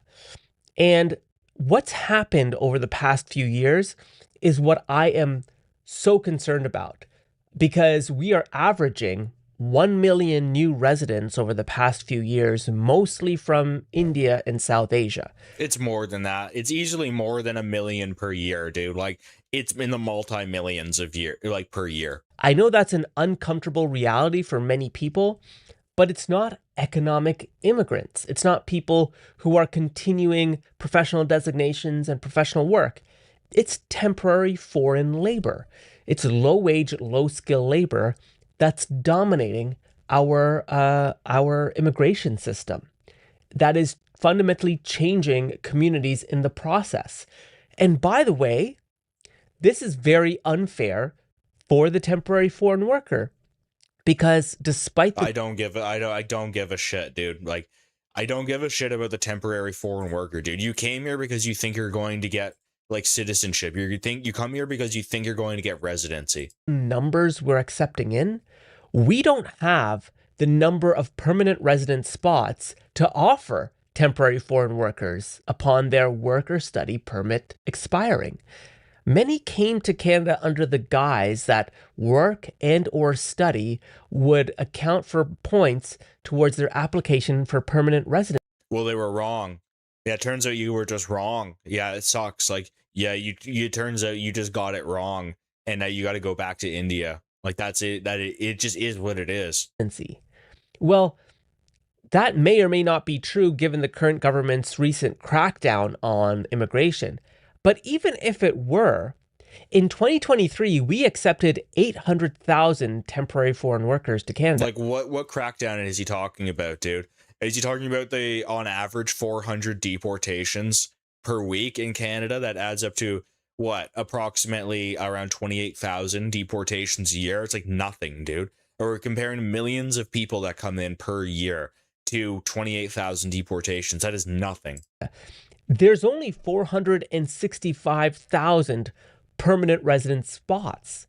So we're basically saying no to nearly 50% of those we let in. Yeah, you gotta go home. That's it. You thought it was something that it wasn't. It turns out that you got that wrong. Yeah, and now you have to go home. That's not, yeah, you didn't understand the deal that you were taking. All right. You didn't understand that it's RNG. All right. This is a dice roll. All right. Not out like, and by the way, like, Canadians don't want this system either. Like, we want to get rid of this kind of system. And that to me signals that this is all like a scheme. This is totally a scheme. Okay, so I mentioned 4 million people whose permits are expiring by the end of this year. Immigration Minister Diab, has conceded that her department lacks the capacity to track whether these individuals have actually departed the country once their legal status terminates. This has profound implications for us as a country. And there's much the research talks about, but there's two that I see. And these may be self-evident to some, maybe not to others. But the first is Canadians are going to have a very different perspective of our immigration system if they feel the government is no longer in control. I know that sounds... The government isn't in control. No, they've just opened the floodgates, dude. If you understand how somebody comes into this country... All right, it goes like this. You get on a flight to come to Canada. You show up at Pearson Airport. All right. All you've done is literally get like an Indian passport and pay for the flight. You show up in Canada. You go on a little computer that is like an immigration touchscreen thing. They have like CBSA officers nearby. You fill it out, you do the thing, and then they just let you through. You get like a little like court ticket. So they're like, all right, well, here's your visa. That's about it. It's really not like no security procedures. They're not even counting heads, dude. It's like an estimate out there. But if Canadians feel like governments don't know what they're doing on immigration, and they constantly see a lot of issues in their communities, whether it's, their kids not finding work, themselves not finding work, them seeing more and more foreign workers obtaining employment and getting employment, they see malpractices, labor laws being violated, etc. That's going to shift our perspectives as a community on immigration as a whole. And on the more extreme sides, this may lead to Canadians electing politicians or demanding politicians have a stronger anti-immigration stance. And remember, he's pro-immigration, so he doesn't want that. All right, so the way, like, we're coming at it, we do not want any of this anchor baby shit, all right? So he already pointed out, all right, in the very beginning of the video, that his parents came here as economic migrants, all right? If they came here legally, before COVID, listen, I'm not trying to necessarily deport everyone who, came here according to the law, all right? But if your parents came here on a work visa, overstayed, and had you as an anchor baby, I think I do have a problem with that. I think I do. Which can have all types of repercussions. And we've seen this in other countries. So it's not totally out there. So it's very important the government get control of what's happening here. But second, again, I just don't think we have the administrative capacity to remove even a small percentage of those with expiring permits. And this will lead to a more structured, stronger, bolstered, whatever the word is, shadow market. I mean, we're getting literally replaced in our own country, dude. Like, there's millions of people are having more kids than all the white people. Are pushing all sorts of anti-natalist ideology, excuse me, on the white people. They're going to outpopulate you. That is the agenda here. And so they want to staple like green cards to diplomas. All right, let in as much people as humanly possible. If you overstay your tourist visa or your student visa or your work visa, then it's fine. They're just going to grant everyone mass amnesty. Black market, an illicit market, where people are working under the table. They're not paying into, public benefits as a result, and that can have bigger implications for our society as well. Okay, so again, I've mentioned this. We accepted 800,000 in. We only have PR spots of 465,000. So he thinks it's like, this is mean to the migrants because, we let in 800,000, but there's only 400,000 spots. It's like, what? So what's this guy's solution going to be next? That we should just have mass amnesty? That's exactly what he's going to be pushing. While to think about, here's something else to think about. And I know some may not like this stat, but I'm still going to say it because it's so important. Many international students in particular are claiming refugee status. And this is actually really important. Approximately 70,000 former international students and some temporary foreign workers have filed refugee claims in Canada. And this is because their permits are expiring, or perhaps they are thinking of applying for refugee status because the Refugee Claims Board is so backed up. The IRB's backlog has 300,000 claims in it since October 2025. Initial hearings typically take 20. It has to be something more than just feminism to why? Well, feminism does play a part in this, right? So like letting women vote has turned this into an issue because they feel sympathy for these migrants that come here and scam. 2 months. And claim it's during this time. While they wait, they're eligible for work permits and social services. And so there's an incentive, a perverse incentive, for people to say, well, my study permit's expiring. Let me just claim refugee status and have at least 22 months to figure this all out. Maybe I keep working. Maybe I, make some money under the table, etc. Again. Yeah, like the government has written that into law. That's super fucked up. That you can just claim asylum status. It's like, no, dude, you're actually just from India. I've known people that have fled ISIS. I've met people that have fled the Russian invasion of Ukraine. All right. It's so insane to call yourself a refugee. And like when you see like the Christians that actually flee, all right, like real ISIS, all right. When you hear the stories, it's absolutely abhorrent what people do to Catholics over in the Middle East. And you hear that and you're like, yeah, that's not the same as some guy who's just down bad in Punjab. All right. Like just because your country sucks and there's no jobs, like what the hell? Whiteys aren't producing more than others. Dude, YouTube is censoring what I'm saying. Yeah, YouTube will censor in the chat. YouTube be YouTubing. Whiteys aren't producing more than others. Yeah, I mean, white people got to get our birth rate up. That is what it is. It's only 70,000. But still, there is this perverse incentive built into the system that allows this. I also want to mention here that the shadow population is actually becoming more and more prominent. The shadow population? You mean the illegal population? It's like euphemism on euphemism, dude. It's like as much as this guy is trying to feign like he has concerns, it's like, no, dude, you already started off the video by saying that you're pro-immigration and that you do want what's best for people in your group, which is essentially people that are like ethnically Indian. Estimates of the undocumented population, it's very hard to determine, but some say it's as high as 500,000 people. I imagine it's even higher than that. But here's something, again, nobody really talks about. The Canada Border Service Agency actually has a program It's called the Entry Exit Program. It was fully established in 2021. And basically, it's this whole IT system that tracks the movement of people across Canada's borders. And it actually shares this data with the United States. And, this helps provide more information about where It's because they have to. If the United States wasn't telling them they had to do it, they just wouldn't do it because they're so lazy. people are moving, etc. But the government actually evaluated this program, and it found that the system it uses, it's this IBM MDM system, it actually isn't really good at storing data, and it has limited application in the day-to-day operations, and it doesn't really interact with other IT systems.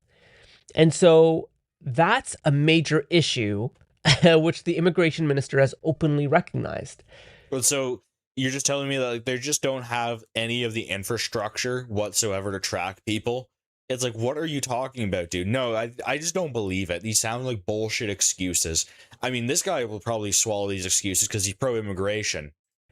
As well as a researcher, as I'm researching all this stuff, I've told you this before, it's really hard to find data, like accurate data points on a lot of things when it comes to immigration. Liberals love to call themselves researchers and then go on and on about data points while they're completely wrong on all of the issues. Well, C.D. Howe Institute also found this. They found that the labor force survey that Statistics Canada runs, which asks, how many active permit holders there are, it estimated there were about 500,000 temporary residents. But the federal government's own administrative data suggests there's over 1.5 million with temporary residents with current work permits, or expiring work permits, excuse me. That's a gap of over 1 million missing workers we know nothing about. Yeah, and if you know anything about the Canadian government, they don't give a shit about actually keeping their books right. They're like, whatever. We don't want to put the effort into tracking people. That's all that it is. And so it's really hard to get this data. And the nefarious part of me thinks, I think if you're running game in Canada and you've got these recruiters in India or wherever, the Philippines, parts of Africa, the administrative burden that Canada's in. So you're going to take a chance of smuggling humans to Canada, as a international student or as a foreign worker who's going to claim asylum, and you're going to hook them up with jobs, etc., because the enforcement mechanisms just aren't there to track that individual. People know that it's years, that you could live your life for decades and never come into contact with any sort of authority figure whatsoever that would ever put you in check. And even when you do, they'll go well, he's claimed asylum, so now we can't do anything about it. It's a broken system. This shit has to completely go. This system is just being completely raped and abused. And again, the nefarious side of me says, well, if I'm the recruiter, I'm getting thousands of dollars for every person I bring to Canada. And I know that their system's backlogged, so why don't I just keep doing that until something happens? And it's all filled up with Indians, too. Everyone that's working in, the immigration agencies in Canada, in the departments, people that are approving permits, they're all Indians, bro. They're all immigrants. They're all Chinese. It's there's no white people working in these places anymore. And on top of that, all of the immigration law firms are either staffed by Indians, Chinese, but the vast majority of the time, they're staffed by Jews. And what we see most times is nothing really happens, which is pretty scary. Okay, the last thing I want to mention about this is, in fact, the administrative failure. Now, as of 2019, there were almost 200,000 removal orders of people with expiring permits. But I didn't know this. There's actually only a fraction of that that's truly enforceable. Yeah, people get arrested and then only half of that actually get deported. It's crazy. It's millions of people stay in the country illegally. They overstay their visas and the government knows who they are, and they're just choosing to let them stay. And then only a fraction of those people ever get their status actually revoked and only a fraction of those people will ever get arrested, and then a fraction of those people will actually get deported. And it's a tiny fraction of the tens of millions that are coming in. This is the purpose, is to be absolutely replaced. Why else do you think the system is like this? The system is so easy on them. It's built like this on purpose. Everything you do in your life is hard. You pay your taxes. Like, you're a citizen. You actually have to go before courts of law when you do something bad. Them, they just claim asylum. They're fine. They're home scot-free. If you try to break up their fraud ring, you're a racist. Again, the majority of that 200,000, I think it's actually 150,000. You actually cannot remove those individuals because there's ongoing legal appeals, asylum decisions, or stays based on the dangerous nature of their country of origin. So if someone is truly fleeing like persecution, political oppression, etc., the government of Canada won't just send them back to that country, right? So there's all types of ways people can come to Canada and stay even if their permits have expired. Here's something else to consider. Of the 50,000 removal orders, more than 2/3 have been issued a warrant because the government doesn't know where their whereabouts are. And they may have, quote unquote, disappeared. Maybe they fled Toronto and they went to a smaller town. Nobody really knows. Here's something else that's something that I've found, and I don't know if this is true, but like failed asylum claimants. So data from the Auditor General. Oh, there's going to be a lot more failed asylum claimants when I'm installed, all right, as Emperor Fuentes's prelate, all right, then I will deport all of these anchor babies, all right. This is my pledge, all right. When I am truly, all right, in power, there will be no more of this. They will all go back. There will be no loopholes. Safe to say, when there aren't any chosen people in the sewers of Canada.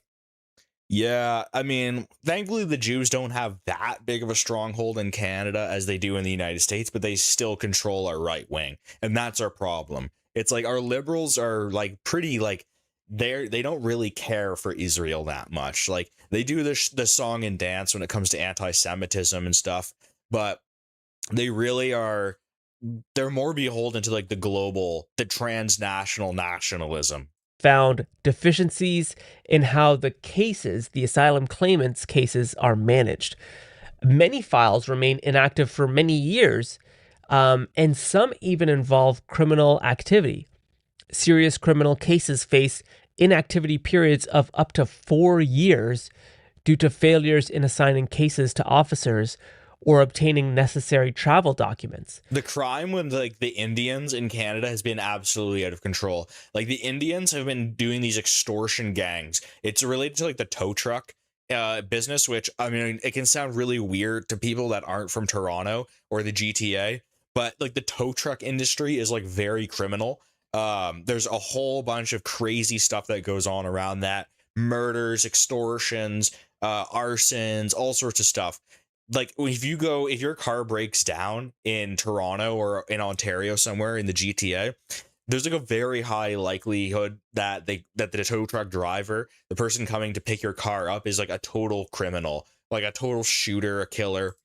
And so what we're seeing here, and I know it's a fraction of a percentage, but what we're seeing here are institutional failures that are combining together. Now, I won't say that this government isn't doing anything, because what I'm finding is the opposite is the case. The federal government under Mark Carney is actually quite active knowing this information. In June of last year, they put forward Bill C-12, which is the Strengthening Canada's Immigration System and Borders Act. There's a few enforcement mechanisms that they've introduced that I wanted to mention here, just so we know that our government is trying to respond. So, for example, asylum deterrence. Right now, there's a 1-year bar for making a refugee claim after arrival. So if you're an international student and you immediately claim refugee status, that's no longer the case. You have to wait at least a year. At least that's something, I guess. Document authority. So the government now has the power to cancel, suspend, or change immigration documents, which enables more swift responses to system abuse or security threats. I don't know exactly. It doesn't do anything. Like, they're not going to do anything based on like, oh, we can swiftly change like the security like threat level, you know, based on the security threat level. It's like, that doesn't mean anything. They're not going to do anything. No, what we need is a tyrant, dude. This is all like fluff language. This is nothing. This is nonsense. Like, we're not going to get any progress here. And you're like, oh, well, you know, this security situation changes. Maybe we could adopt new policies. It's like, what the hell are you talking about, dude? You're being completely invaded by the millions. They're completely erasing your culture. They're erasing white people, all right? And they hate Christianity. They hate it with a passion. Look at them. They put up giant statues in Brampton of monkey gods, monkey war gods, all right? Like, that shit should not be allowed whatsoever. Into that a little bit more. They also share more domestic, they share information with domestic and provincial partners, which helps with sex offenders and transnational criminal offenders, etc. And then also there's a commitment to exit enforcement. But again, yet to be seen how stringent those will be. All of this to say, the government recognizes this to be an issue, and they are putting some things in place. I anticipate this will also include a more heavy reliance on biometrics, artificial intelligence systems. Oh, great. So we're going to have like the technocrats. So that's like, oh, well, that's a good solution, right? So it's like the Indian dude who's pro H-1B visas. I mean, all of that shit, right? Oh, well, the technocrats like Elon Musk and Thiel and Oracle, well, they can help solve this with their AI and their facial recognition software and all of that. It's like, dude, what are you talking about, right? Just like, tell me you're like pro JD Vance. You're like, you know, tell me you're like a roommate of JD Vance. Who knows what other types of technologies the government will use? Not necessarily just on foreign workers, but on Canadians writ large. And so part of me wonders, like, are we building a greater security apparatus, not just for expiring work permit people, but for Canadians? And it gets back to, like, you know, things that happened after 9/11, right? Like the Patriot Act, etc. Does this kind of like hamper our civil rights? So I'm going to leave you on that cliffhanger because I'd like to explore this further. What are the administrative tools Canada has to remove people? 1.57K. And will the policy... It's like, okay, bro, like, you can like throw up all like the stats and data you want. It does not change the demographic reality of our country. And the reality is, it sounds like this guy was an anchor baby. I'm going to be completely honest. Like, of course, that completely skews his whole perception of this, and that, oh, well, we can just have the technocrats solve that. Well, how are you going to get the technocrats to solve that? Oh, well, they just need more workers from India. Wow, what a surprise. No, I mean, this is why any sort of like softening, any sort of softening when it comes to the immigration rhetoric, like, miss me with any of that. We are not softening on the rhetoric whatsoever. We are about advancing forward. The things that our country needs are, we need a progressive right wing. We need a right wing that is strong. We don't need this Pierre Poilievre guy going out there literally like holding hands with Mark Carney. All right. Mark Carney, who is signing the invasion of Canada, the Chinese takeover, and the Indians who will be the majority. All right. He's holding hands. He's crying. He's holding hands and crying with Pierre Poilievre. Or Pierre Poilievre is holding hands and crying with him. That's not our leader, all right? And I like Maxime Bernier, but he doesn't go hard enough. He's not as hard on the rhetoric. It'll be another decade before our generation will start being in office. Yeah, but we can get into the offices and start working in these like politicians' offices young.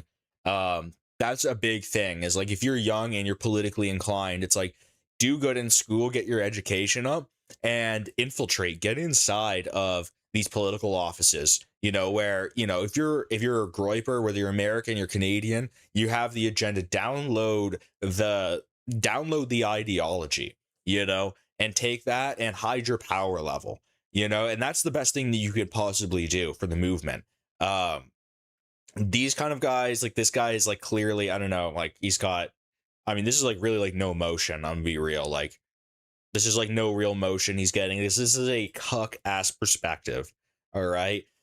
The reason why, for instance, like, you know, we get engagement, right? Why people are even like talking about the things that we're talking about, why people reach out to us is because of our ideas, because what we're talking about is something concrete. It's like something that no one else is talking about.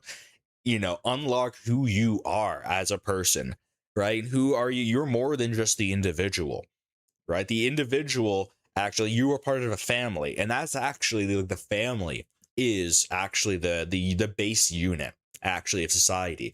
So stop thinking of yourself as, well, I'm an individual. It's like that's not really actually going to help us, right? If we want to truly have our society get past this absolute, you know, mud that we're in right now, that's completely bogged down. I mean, we're basically going down the tubes. If we want to get through that, it's going to take a lot of very determined young men who start early by getting their money up. You got to get your looks up, because that matters. You know, people say, well, that's vain. It doesn't matter. That's how you get places in society. You need to get your power up. You know, we need to actually have young people out here calling the shots. All right. Like none of this. I don't like having like 80-year-olds run shit. I don't like that. It's like, it's low energy. It's the same old crowd since forever. I'm done with it. All of these current Canadian politicians, these people should be mocked relentlessly. If you support Pierre Poilievre, you are the raped. You are the raped if you support Pierre Poilievre. Then you're the white man with no backbone. That sense of individualism isn't a thing for the groups taking over. Absolutely right. Absolutely right. How can you say, well, I'm an individual, right? I just, you know, and that's the liberal individualism is actually liberal blank slate ideology. Because if you think about it, if everyone is an individual, then you're just being judged off of your individual properties, right? Your characteristics. Then you're not taking into account any of these other parts of you, these things that actually make up who you are. Because if you ask me, who am I? Well, I'd say I am a European Christian man, right? You know, I am, and there's layers to that, of course. Like I am North American, and specifically I am Canadian, and specifically from Ontario, specifically from the Toronto area, which is different, very, very different, culturally different from the North Ontario. Very little people. That's why white nationalism is the only type of nationalism that's smeared. Absolutely. Well, you know, the black nationalists are just goofy, right? Like people like that, no one really like takes them super seriously.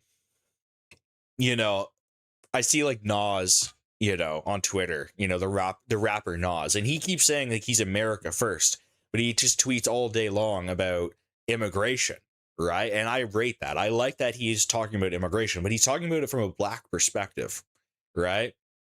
And nobody takes black seriously to begin with. Yeah, and you know what? Like I try not to be mean, right? You know, like Nas, for instance, he is very militantly like pro-black American. But he, you know, and I was gonna tweet at him. You know, probably not gonna get his attention. But I'm just, you know, genuinely wondering, are you America first or are you Black America first? Because he says America first all the time, but he focuses mainly on black issues. So to me, it's like, well, you can be America first, but focus on your group's issues too. That's not necessarily a wrong thing, like whatsoever. Like if you're a black person in America, then yeah, you actually do have unique aspects of your group. You have a unique culture. They speak differently. They listen to different music. They like different sports. You know, arguably, if I was a white person in a black in a black, you know, culture, I would be out of place. Like hip hop, right? Hip hop has always been a black culture, right? If I was a white person doing like rap music, I would be a guest, right? And it's a thing that's commonly said, right? It's like, you know, I don't think it's like too dissimilar though to like have something like classical music, which is like very white, or heavy metal, like extreme metal. If you go to an extreme metal show, dude, it's literally 100% white. At least not the ones in power. Yeah, that's the thing too, is they elevate like a lot of like the stupidest ones, like at least in the Democrat Party, right? They elevate like the stupidest black people to like the top, and then they're like the token black, right? They do that with white people too, with trailer trash though, right? Look at all the hillbillies. There's so many hillbillies that like get like big Republican status and they don't know anything, you know? Like, I'm sick of hillbillies. I'm sick of trailer trash too. You know, I can't say any racial slurs here on YouTube, but you know, black people are sick of, of N-words. You know, it is what it is. Black people are sick of that too. So it's like when I hear a black person say I'm America first, I'm like, I'm totally on board with you. I only question is like, well, if you make all like your issues about black people and like black Americans, and it's like, and I don't discount that because they have unique issues, right? Like the crime, right? That's out of control, like the poverty, that's real, right? And for a time, maybe like 50 years ago, police brutality might have been actually bad. It's not now anymore, So it's like, where are you going to harp on me about, how bad the police treat you, which I don't believe. I don't believe that police actually treat black people bad, really, at all.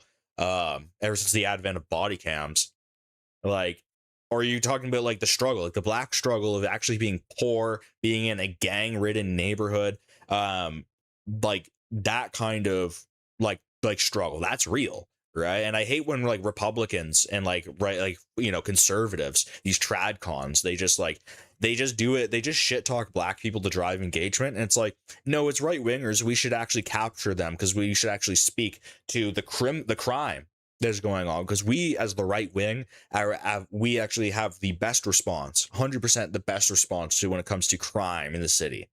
We should absolutely take over the cities as the right wing. We should not be hillbillies. We should be cosmopolitan.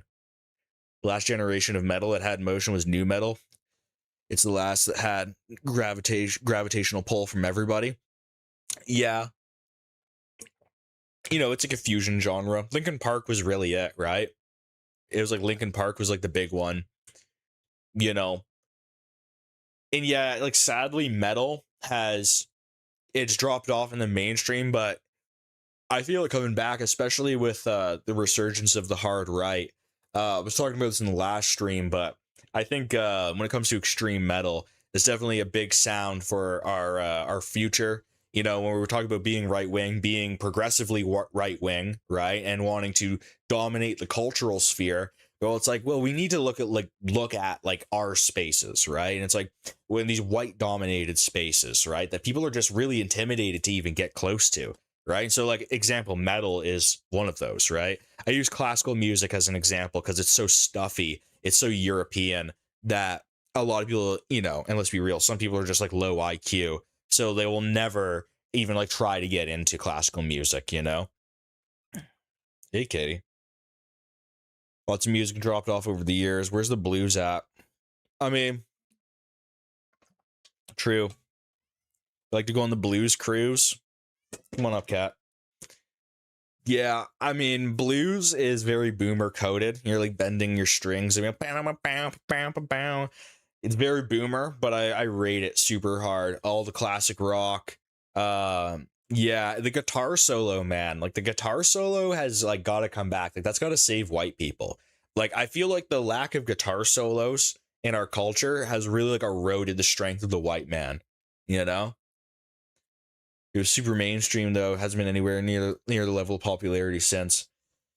Yeah, and unfortunately, it was that like hip hop, like metal fusion sound that people were fucking with, and it's just so lame to me, dude. Like combining like metal and rap music, like I get it. Like I like some Linkin Park songs here and there, but it's definitely not our wave, bro.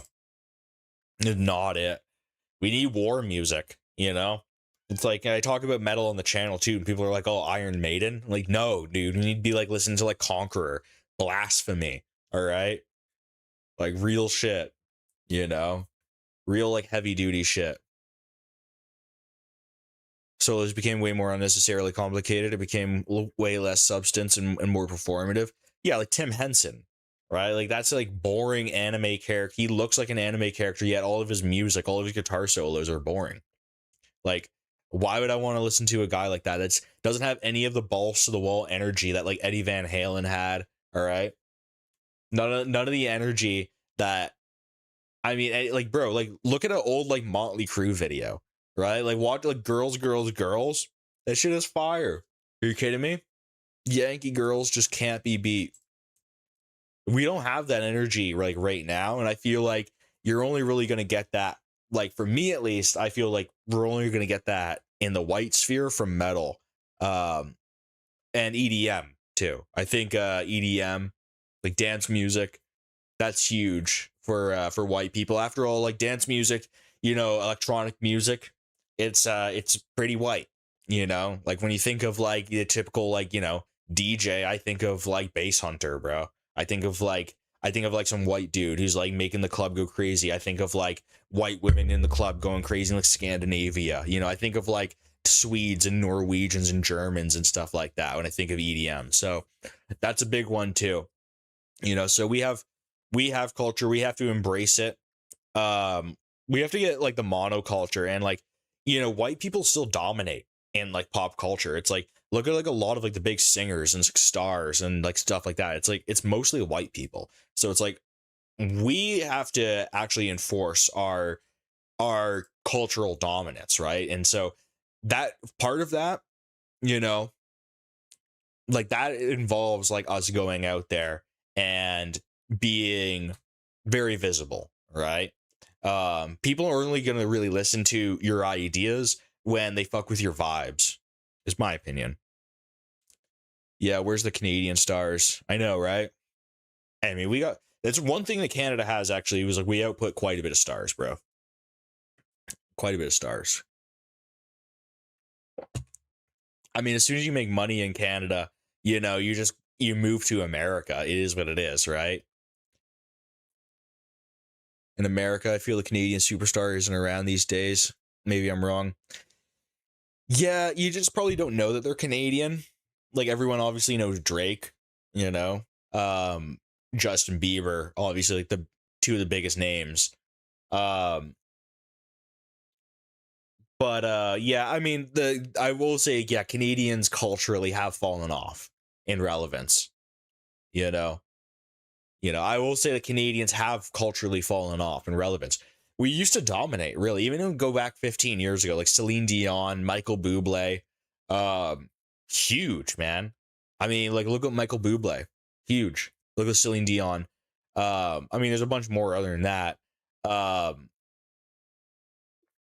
You know,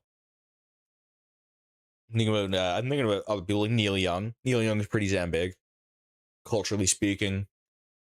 Leonard Cohen, even though he's a Jew, I really like Leonard Cohen. Really good music. Great poet. I mean, it's too many, really. Calm Before the Storm on another art boom. You know, I dropped out of, you know, I relate to our old Austrian painter friend. You know, I dropped out of art school, you know, and had a Jewish teacher. So, you know, our old Austrian painter friend, you know.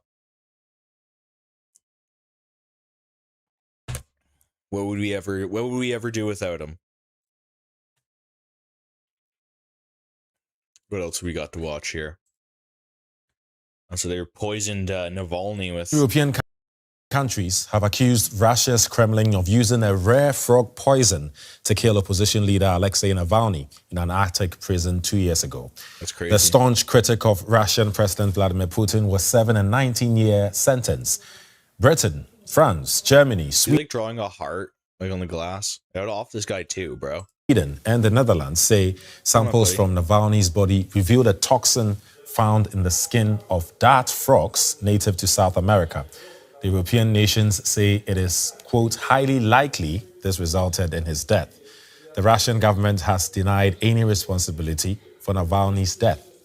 I mean, they went to the length to get frog poison. I wonder what the specific reason for getting frog poison was. It's like, wasn't he in like a prison in the middle of Siberia? It's like the farthest place away from any like tropical frogs. Like, what is the logistic? They must have had that in like a lab. Like, they must have had some like frogs that they're making poison from. And then they're like, all right, this is the shit. This is going to be like, why do you need this specific toxin? I don't know.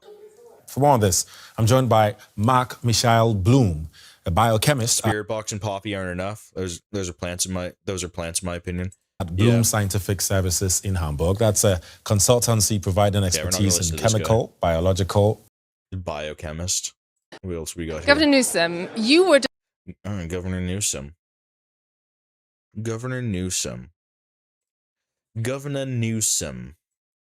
Governor Newsom, you were described to me just a moment ago by an analyst as the rowdy opposition in the United States. You are by far the most vocal opponent of Donald Trump. You've just come from a meeting with German Chancellor Friedrich Merz, which of course you can't tell us about, but tell us about it. No, well, I appreciated his graciousness for sitting down, and we talked about subnational cooperation. We talked about existing partnerships we already have in Germany, and we talked about the importance and the imperative of strengthening those, particularly at the subnational level. And subnational, he's just talking about from like U.S. state to like German province. The prevailing wind. Or like region, whatever it is.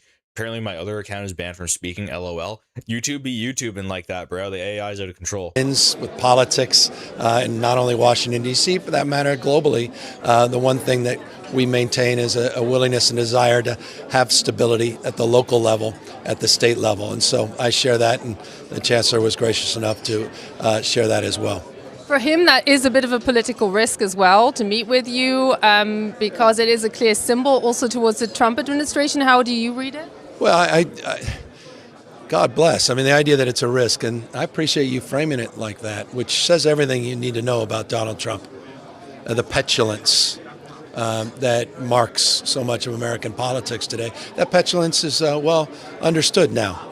Yeah, I mean, and the way he's carrying himself, bro, people will vote for this in mass. This air of confidence that he's speaking with, people, I can already see people lining up in droves for this guy to vote. As convinced in Davos a few weeks ago, plus he mogs like JD Vance. Like, give me a break. Perhaps a little strident, maybe a little critical, not of any individual leaders, but broadly of the sentiment, the lack of what I thought was understanding the depth of what Europe is up against, what we're up against within the United States of America with Donald Trump. He exploits weakness. He exploits weakness. No one is more skilled at exploiting weakness. What he respects is strength, unity, conviction. And I think that's on display here in Munich. It was on display in the last few days of Davos. I mean, Prime Minister Carney's speech. But I also applaud the Chancellor yesterday. We talked briefly about his speech. Every one of my colleagues, regardless of their political stripes, that I spoke to that are here from the U.S., all were very favorable about that speech. So I thought I thought he met the moment in a very important way. I mean, he's glazing Carney out here, and Carney, you guys know what I think about Carney. Gavin Newsom already is like aligning himself with like other leaders that are in power, going like, well, Donald Trump's not treating you right. Well, I'll treat you better. And I think we need more of that, not only domestically in my country, but I think globally. At Davos, you brought knee patches for Europeans kneeling to Donald Trump, symbolically. But symbolically and substantively. And look, I brought knee pads because I wanted to express something. Stop bending the knee. Don't sell your soul. You can lose one of the most important allies you have in the world, the United States of America. U.S. can lose its republic. We're celebrating the historic project of our founding fathers, 250th anniversary this year. And we've got President of the United States who's trying to wreck our country, tried to steal the last election on January 6th in the open. He's trying to. Why do the words he speaks feel so hollow? Because he's a political operative. He's like a high-level political operative. He's saying he knows exactly what the right thing to say is, and even if he doesn't actually believe it, you think he actually believes that January 6th was actually anywhere close to overthrowing the U.S. government and that Donald Trump was actually at the head of January 6th, like the riot there. No, Gavin is smarter than that, but he knows the right thing to say to get the votes, and he's winning right now. He's winning in all the polls. To do it again today. And so what I'm trying to express, it's not just foreign leaders, it's universities, it's law firms, it's corporate leaders that are selling out, and they're not speaking out. And my frustration is this: the reason I came with those knee pads, symbolically and substantively, is I hear too many people say one thing privately, but they're not expressing that conviction publicly. And this is it. I believe he believes words matter. Yeah, absolutely. Like, they're playing on a different level than Republicans. Republicans are like, oh, well, are you even like gonna, are you, oh, like, they're just so tired. Like, JD Vance, he doesn't have this kind of connivingness where it's like Democrats are like, they know that he doesn't believe necessarily everything that he says. Democrats know that he's using January 6th as a political sledgehammer. All right. They don't care. It's a weapon. It used whatever tool you have to attack your opponent. Democrats know this, and that's why they're going to win. We can lose this whole thing. We can lose the transatlantic relationship. What you're seeing is somebody who's good at their craft, somebody that's good at their profession. You know, like, that's why you should never underestimate your enemy. If you truly view Gavin Newsom as your enemy, then you really shouldn't underestimate him. Vance has more authority in the way he rejects his voice. Honestly, I don't even think so, because I think what Gavin Newsom, he is using these kind of like liberal like platitudes in a very like sociopathic tone, right? I think that's very attractive to people. I think people go, well, he comes off as like kind of like American Psycho, like he's just trying to get you to believe what he's saying, even if you know and he knows that you know that it's not true. I think some people are attracted to that, whereas Vance is just doing the BAP GPT stuff. Like, he's literally coming up with like whatever Bronze Age pervert would say in response to something, which is just not as attractive. In the alliance, which is not. It works. I witnessed it heavily when he was elected. Not dead. Like, bro, like, people like the fact that Gavin Newsom is going to like stick to the playbook. Like, they like that he is going to use every tool in the arsenal against Donald Trump or JD Vance or the Republicans, whoever they put forward. They like that. They don't care if he twists it, whatever. We should get a guy in that twists the narrative to fit us, to help us win. Well, we don't even need to twist the narrative. We have the truth on our side. We just have a president that is fickle. He blows wherever the wind goes. From my humble perspective, we also can lose the United States if we don't stand up and meet this moment. So now looking back at the conversations you've had here, including the German chancellor, the speech you heard, but also Marco Rubio's speech, when you go home to California and someone asks you, so what did I don't know what his like history in San Francisco really is. Europeans do? Are they standing up to Trump? What's the answer you're going to give? I think they are. Look, I think the tone that Rubio came in with, certainly very different than Vance last year. You can read between the line a little bit. I mean, what Rubio was saying, what he wasn't said. But that is a very different speech. It was certainly different than the tone and tenor in Davos just a few weeks ago from the President of the United States. I think that's in response to this new reality. So I think, yes, Europe is expressing itself in a more unified manner. The one thing that Donald Trump has done that I deeply appreciate, and he's done it almost single-handedly, he's unified Europe in a profound and consequential way. I think it's stronger than it's been in years. And I applaud Donald Trump for making. Trump fucked up because he didn't have the follow through when it came to Greenland. Like, dude, you could have called Europe's bluff. Europe was not going to go to war with the United States. They weren't going to cancel $1 trillion economic deal to do with one of Denmark's overseas colonies. Making that happen. Now, while we're standing here at the Munich Security Conference, everybody's debating the speech that we heard from Marco Rubio here in Munich, which essentially was a bit of a love letter, recalling the joint history, we belong together, the concept of the West, while at the same time maintaining the same issues that divide Europe and the United States. So is there progress on the U.S. side? Should the Europeans take this as kind of an offering from the U.S. side? Well, Donald Trump's in retreat. And I think it's important people understand and shape the consciousness in this way. He's in retreat. He is so right. Donald Trump absolutely is in retreat. Donald Trump is thinking about his own personal life. Donald Trump is thinking about what is he going to do to make money. Donald Trump is thinking about what is he going to do after the Democrats win and they come after him. Is he going to go live in the Emirates? Is he going to go live in Israel? That's really what Donald Trump's thinking about. How am I going to get more money? That's what Trump coin is about. Everything you've heard stereotypically about San Fran and its drug/crime rate spiked with him as the mayor. Oh yeah, he was the mayor. Yeah, I forgot about that. Yeah, I mean, the thing is though, is that you have to respect that with somebody's political acumen, right? Is their policies, you kind of have to detach and you kind of have to go, like, yeah, like I disagree with the guy, but like, how is he winning? How is he winning all these people over with all these bad policies? Yes, you could say he deflated as soon as the Minnesota thing happened. I mean, arguably, it was probably earlier, but yeah, that was like really when it went over. We got our last false hope with Venezuela. We got our hopes up, you know. We saw like a little peak of what true like American empire could be with a Venezuela operation, with capturing Maduro. And we got none of that afterwards. Now we're getting no mass deportations in a war with Iran. Retreat on Greenland. Tonally, you saw the retreat in terms of the tone and tenor that was expressed by the Secretary of State. He's in retreat in the United States of America. He's pulling the secret police, his masked men, ICE agents, 3,000 of them. He's taking them out of Minnesota. He is historically unpopular in the U.S. They're in a reset because economic conditions. He's underwater in every key category, including his number one issue, which was immigration. And now he's underwater in terms of public opinion polls on that. So he's... I think a war, like Trump getting a second win with Iran, I don't think so, dude. I think this war is the most mask off for pro-Israel war. This is the war of wars for Israel and Israel only. Everyone knows it. It's not a popular war. I think people will go, oh, well, this is like the strike last summer on the Iran's nuclear facilities just accelerated this, made it an inevitability that we would head towards this sooner. I think people will see that, and people are getting red pilled at an extreme clip right now, like at an extreme rate.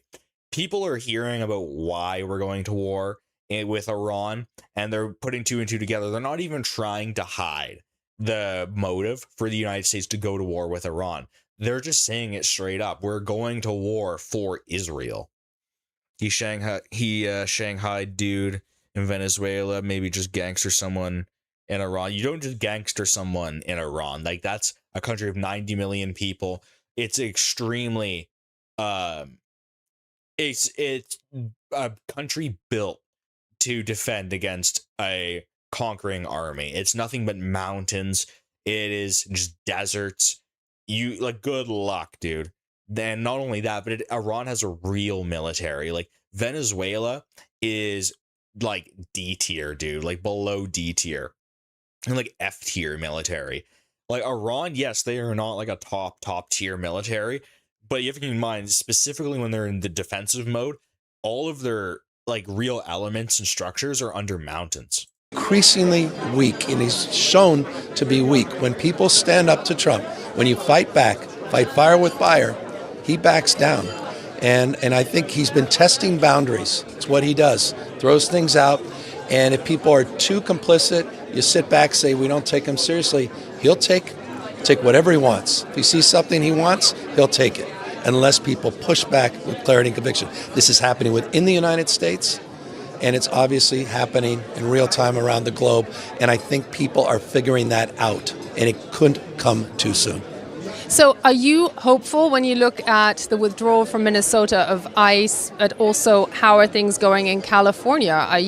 Do you feel safe from any kind of further interference by ICE agents? Well, I want to remind everybody that happened in my state first. In June of last year, he federalized 4,000 National Guard and sent 700 active duty Marines, not overseas, but to the second largest city in the United States of America, in Los Angeles. Now he has a private police force that appears to have taken the oath of office to Trump, not the Constitution of the United States. And so the thing is too, is like, he's identifying like the thing that we should be actually running with. Actually, we should take, you call ICE secret police? Do something about it. Actually, yeah, he should have a loyal police force that actually answers to him, actually, to the executive. That actually makes a lot of sense because you have Democrats literally trying to get in the way. You have these activist judges trying to shut you down. Why wouldn't you have a secret police?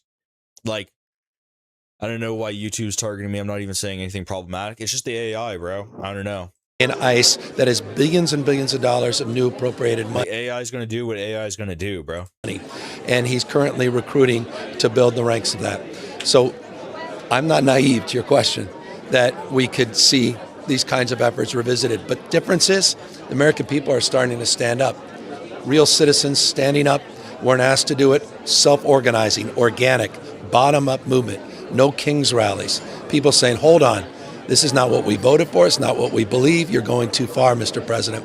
And he is now forced to react. He's going to get crushed in the midterm elections. He's going to be neutered. That's happening just in a matter of months. It's going to be a new... He's absolutely right. Trump is going to be... The Republicans and Trump will be absolutely destroyed in the midterms. Mark my words. 2027, you will get nothing done. There will be impeachments. Speaker of the House, more oversight, more accountability. He will lose, mark my words, he will lose in the United States Supreme Court on his tariff authority, the unilateral authority that he's asserting under the IEEPA, this International Emergency Economic Powers Act. He doesn't have that authority. I say that biasly because California was the first to sue on that basis, but that will change the dynamic. Yeah, and like the courts are already, the courts are already stacked with Trump's people. And they're already striking down the tariffs that Trump has imposed on Canada and other countries. Like, so if the courts are already stacked with your guys and your gals, like, what are you going to do when they're stacked with Democrats? You get Newsom is essentially saying, when I become president, I'm going to stack the courts. That's what I'm going to create new Supreme Court seats, and I'm going to stack them with Democrats who are going to have lifelong positions. You're going to stack, put them in when they're young, and they're going to be there for 50 years. It's a solid prediction, It is what I voted for, but Gavin's right. Trump showed that he chickens out. Yeah, bro, Trump is so fickle. Trump goes and blows with the wind wherever it takes him. He wants the media to like him. He is scared of opinion polling. That is absolutely not the kind of... We need a leader who actually doesn't give a shit what the people think. If the people are upset of what mass deportations look like, you have to go on TV and tell them, look, you voted for this. You people gave me a mandate. You voted for me. Trump blinks for sure. Yeah, he blinks and then people punch him. That's what happens, is that he blinks and then he gets hit. That people are waiting for that. This is politics. They want you dead.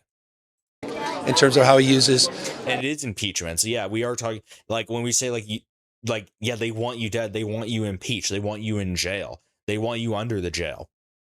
And that's why Trump in his circle are talking about leaving after the Democrats take sweeping power. They're going to leave for the Emirates, or they're going to leave for Israel. Tariffs for personal dealings, not just policy making as it relates to trade. Now, you're the governor of the second largest state, but also one of the world's largest economies in its own right. Now, you can't have a trade agreement with Europe separately from the US, but where do you see the dynamic changing? Because we also heard from the Chinese foreign minister here in terms of supply chains. That's an issue that also came up in the bilateral. Trump is cooked. He's going down with Epstein. Yeah, the mass deportations thing. Their average Republican normie voter is actually so soft, and they're so defeated that they will take the retreat out of Minneapolis. They'll be like, okay, well, at least we tried, but the Democrats stopped us. Where they will with that, Republican voters, they will cuck out over that. But the Epstein thing, they will not. This thing will absolutely burn Trump to the ground. It's just a rot. It's like an infection. The Epstein controversy, the Epstein scandal has just become an absolute rot, and it's becoming fatal. And it's becoming absolutely fatal to anyone in the orbit of Donald Trump. between Rubio and the German Chancellor, of course, on the European level. So how do you see the dynamics shifting there? And how can you, as a state governor, because German politicians always stress that they're seeking those close relationships now, enforce closer ties and keep closer ties with Europe? Well, we're blessed. California is the only state in America with rare earth minerals. MP Materials is in my state. And so this is supply chain issues are near and dear to the work we're doing in California. And I received very positively, and I imagine most Americans did, Rubio's comments about the opportunities around supply chains for Western democracies to engage, to address those constraints, current constraints vis-a-vis China. And I think that's an imperative and self-evident coming from the invasion in Ukraine, coming from all the supply chain disruption that we've experienced. Yeah, and he's just like, he's saying the thing that business people want to hear, because the reality is that Trump's tariffs have not been implemented properly. He puts them on at no notice. You're supposed to give at least 6 months to a year's notice for businesses to adjust. And then when you make them ridiculous, you're like 100% tariff on like certain countries. Okay, that's a little much. Okay, but whatever. We've had higher tariffs in the past and still done business. And then you take them off, and then you put them back on, and then you change them, and you put them back on. It's like, no, that's just going to make people go, oh, no, I'm just not going to invest in the United States because Donald Trump is unpredictable when it comes to business.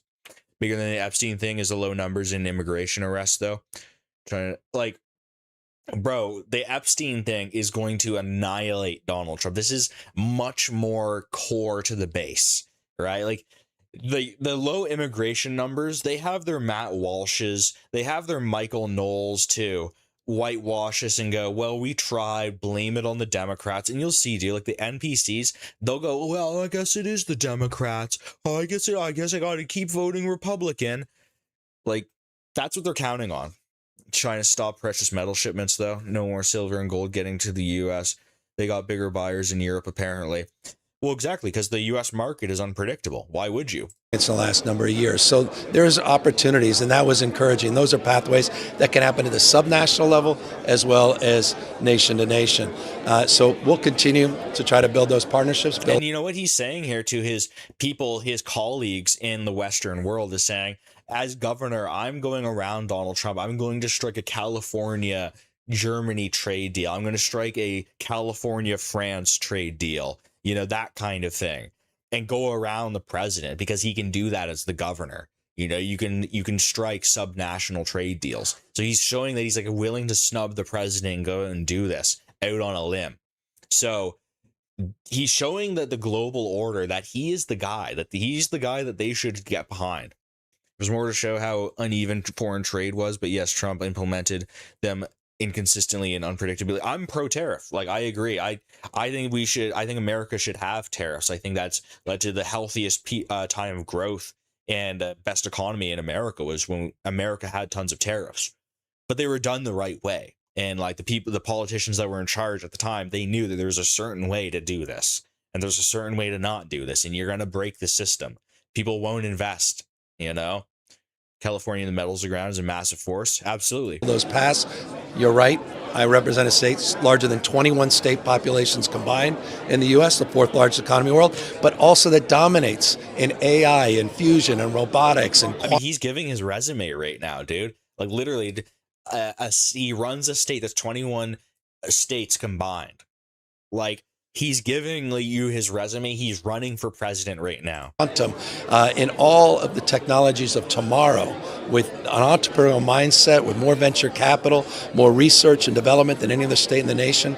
And that entrepreneurial energy needs to be unleashed for good in the spirit, I think, of what Rubio tried to bring to this conference, in the spirit of openness, in the spirit of liberal democracies and freedom, and in the spirit that defines the best of the Roman Republic and Greek democracy, co-equal branches of government. Oh, man. I mean, like, that's the thing, dude. He's hitting on all of the marks. As much as you might hate him and hate his policies, he's literally, like, shilling liberalism, and then he's going to go up there and be like, but we was Romans, right?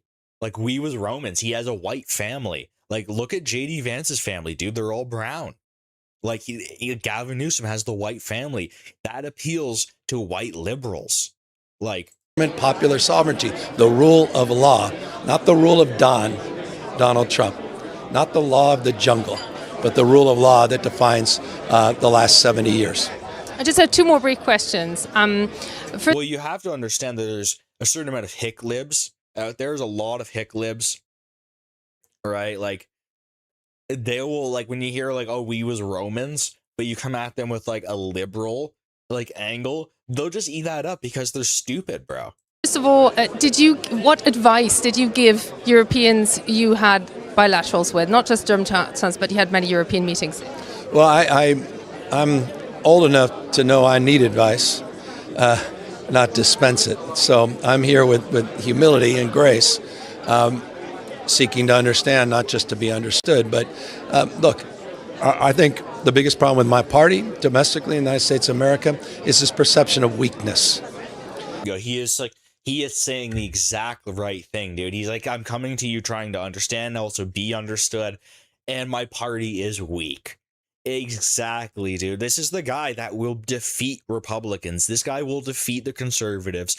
Like, this guy is already saying, like, we're weak. We need to enforce. Like, that is, like, a message that liberals, that Democrats, and even the far left, they will get behind, because he's just straight up saying, I will wield state power against your political opponents. That's a message that sells. And I think weakness defines the larger conversations we've been having. He'll exploit weakness. Given the choice, we say this in America, given the choice, the American people will always support strong and wrong versus weak and right.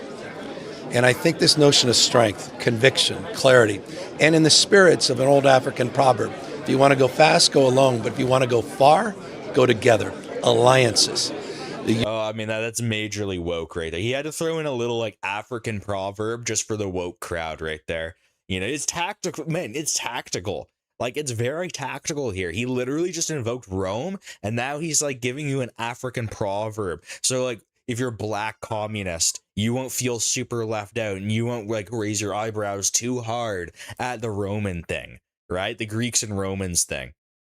That was definitely for the female vote, yeah. European Union, I feel, is more centered than it's been in some time because they recognize what's at stake. The success of Europe is the success of the United States. There's an interdependence here. It was implied, expressed by Ruth. And the way he's, like, got the fist and he's projecting, dude. Like, he is doing, like, it is a theatrical thing. Like, I see right through it. Like, don't get me wrong. I'm not glazing, like, Newsom or anything, but you gotta give him absolute credit for the way he's piercing through the veil right here, and he knows exactly the right thing to be said. He's dropping each ideals left, right. Dude, yeah, it may be completely empty platitudes to, like, right-wingers, and conservatives might look at that and be like, well, he's just another Democrat. It's like, dude, there's deeper, if you read between the lines of, like, what he's saying here, is that he's appealing to a crowd that no one's really thinking of right now, actually. And like disaffected liberals, those are real. Today, and that's important. Western civilization, these values, and they need to be enduring, and they need to be embraced, they need to be celebrated, not tolerated. And so that's my approach. Strength, conviction, courage, standing on values. Doesn't that sound like something like a right wing? Like a right wing guy, like strength, courage, like values. You be like strength, right? It's like that's usually like they're trying to adopt some of the attitudes, some of the vibes of the far right. You know, they're giving some empty platitudes here and there, and you know, and it's really to the woke stuff, like that, like African proverb, like. That African proverb is like really nothing. Not trying to be complicit at this moment. That's like you go somewhere like alone, slower, but you get there faster together. Like that doesn't make any sense to me. Like any white person is like, what the hell does that? No, that's not true. And then to your own role, because I've spoken to many analysts who told me, look, a Californian is never going to get elected US president if you have any further ambitions. Also in rallying the Democratic Party together, which is really struggling to come up with a concept to counter Donald Trump. So you're putting yourself out there pretty hard. What are you hoping to achieve in terms of reinvigorating the Democrat Party? Well, I don't want to be in peril of being judged not to have lived. I'm saying what a lot of people are thinking, and I'm willing to put myself out there and demonstrate not just rhetorically, but substantively. We just had a big ballot initiative in California to push back against the election rigging by Donald Trump in another state, Texas. It was our Election Rigging Response Act, Proposition 50. We fought fire with fire. Ronald Reagan. Yeah, and they're not afraid to fight fire with fire. And that's the thing, too, is like, you know, like these Democrats, say what you will, but like they're really like, they don't care. Like they'll use every tool in the book. Come on, cat, get down. The cat's climbing places he shouldn't be. Again, would disagree with this idea that Democratic, in a now currently Democratic state of California, that a Californian can't become president. Richard Nixon would beg to disagree with that analysis of some of those pundits as well. But that's not what this is about. It's not about presidential politics. It's about being accountable to the world I'm living in. No state is more impacted by what's happening globally than my state. Number one in direct foreign investment, number one in two-way trade. We talk about a $4.3 trillion a year economy. 27% of my state is foreign born. We're a universal state. So this is part of my day job. And yeah, I mean, he's stating his values straight up. He's like, I'm a transnational nationalist, right? He's like, I'm a complete globalist. Like my voter base is like, look at the smile too. I mean, I feel like I got to take a screenshot of that. That's like a perfect thumbnail right there, right? Isn't that? That's like a total American psycho right there. But you know, you see why he's winning, right? You see why people think that Gavin Newsom is going to be like the next president. a lot of that day job is marked by the success and failure. If you're judging this energy up against JD Vance, dude, people are voting for this guy any day of the week. They don't care what his policies actually are. They're going to go, well, you know, we never got mass deportations. Well, that was a bit of a fever dream that we even voted for that. Joe Rogan will have him on the podcast, and it'll be like California was never a shithole to begin with. California's fine, right? Of others around the globe. And so, again, when I talk about interdependence, I mean that literally, not just figuratively, the importance and imperative that we all thrive together. Gavin Newsom, Governor of California, thank you so much for talking to us today. There you go. They all, like, that kind of message will all thrive together. Like, dude, that will absolutely win the day. All right. So that's what I think of that. You know, you're gonna like run a guy like JD Vance, bro. That guy, he mogs nobody. All right, he's a cutout of Peter Thiel. He's going to lose to this guy. Like, you got to find somebody better. We have to find our tyrant. You know, that's what I think. And during the Palisades wildfire, all he was excited to talk about with that smile was land development, not about how to help affected homeowners. Yep. No, I remember that. I remember that part. Like, but guys, like, I know he's bad. Everyone knows, like, he's going to have bad policies. He's going to let in even more people than Biden let in. But if you don't notice, like, the politics, right? Like, there is a lot of undecided people. A lot of people that are really fickle. They're not really, like, left or right. And they'll just go with whatever the vibe is, you know? And if Trump has been just performing poorly, you have this Epstein scandal, you know? It's not going good. You know, this Epstein scandal seems to be burying the president. And anyone in his orbit, you know, are going down with him. It's looking really bad. It's looking really bad for MAGA, you know?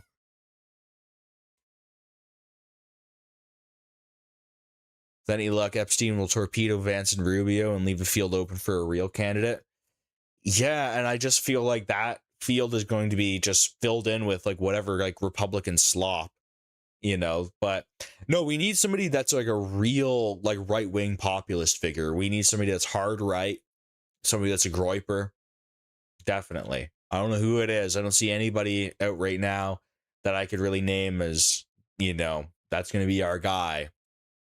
Obviously, other than Fuentes, but he's too young to run, you know. You think Canada and then the US will become super country? It has the ability to be, yeah, dude. Canada plus the United States of America would literally be like the greatest empire that like the earth will have ever seen. Like, it'll be like giga glorious. It'll be so massive. It'll be so awesome. Like, yeah. it'll be great. Like it'll be like the greatest empire, right? It would be wild. Yeah, it would be wild, to say the least. Like it would be sick. It would be insane. It would be great. You know? I feel like I'll live to see that for sure. I'm like white pilled when it comes to that. I think Canada is over. Our politicians already call us a post-national state. It's over for Canada. Right?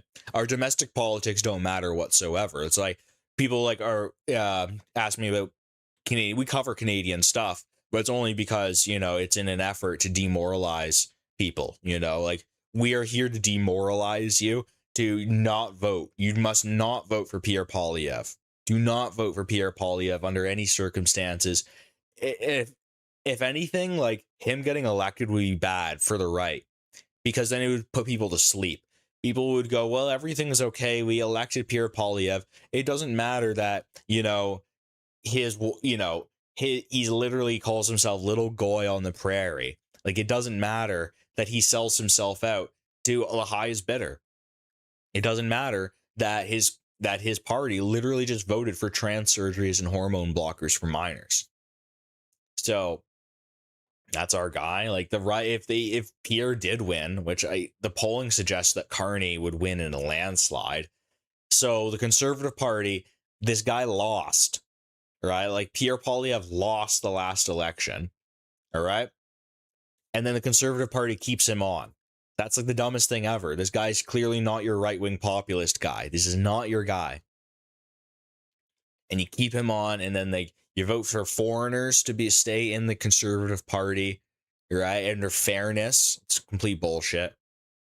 You allow trans surgeries and hormone blockers for minors. Like it doesn't matter anymore. Like our domestic politics, that doesn't matter. It's complete jester. Complete jester. I couldn't believe that all the Canadian government went to the funeral of that guy and were crying. Did they go to the funeral? I thought they just went to like the memorial that was out front of the school or something like that. That'd be crazy if they went to the funeral of the shooter. But yeah, like the main thing is that Pierre Poilievre was literally holding hands with him crying. Holding hands crying with the prime minister who was transitioning his kid.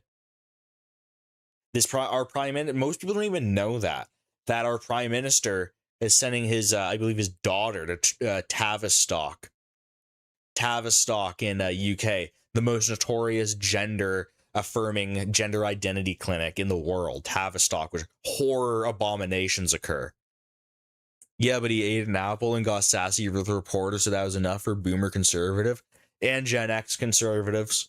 Joe Rogan was glazing Poilievre about that. Pathetic, dude. Like that goes to show like the worth of the value of like the ideas in the Rogan space. You have like Jordan Peterson, all the Palantir executives come on, and then Pierre Poilievre was a badass the way like he talked to that reporter. That was nothing. He didn't say there was no substance to any of that. He didn't prove any points. He just sat there like eating an apple and really just having an attitude to a reporter, not really answering the reporter's question. So no, any like real conservative, any person on the right goes like, I'm not voting for this jester.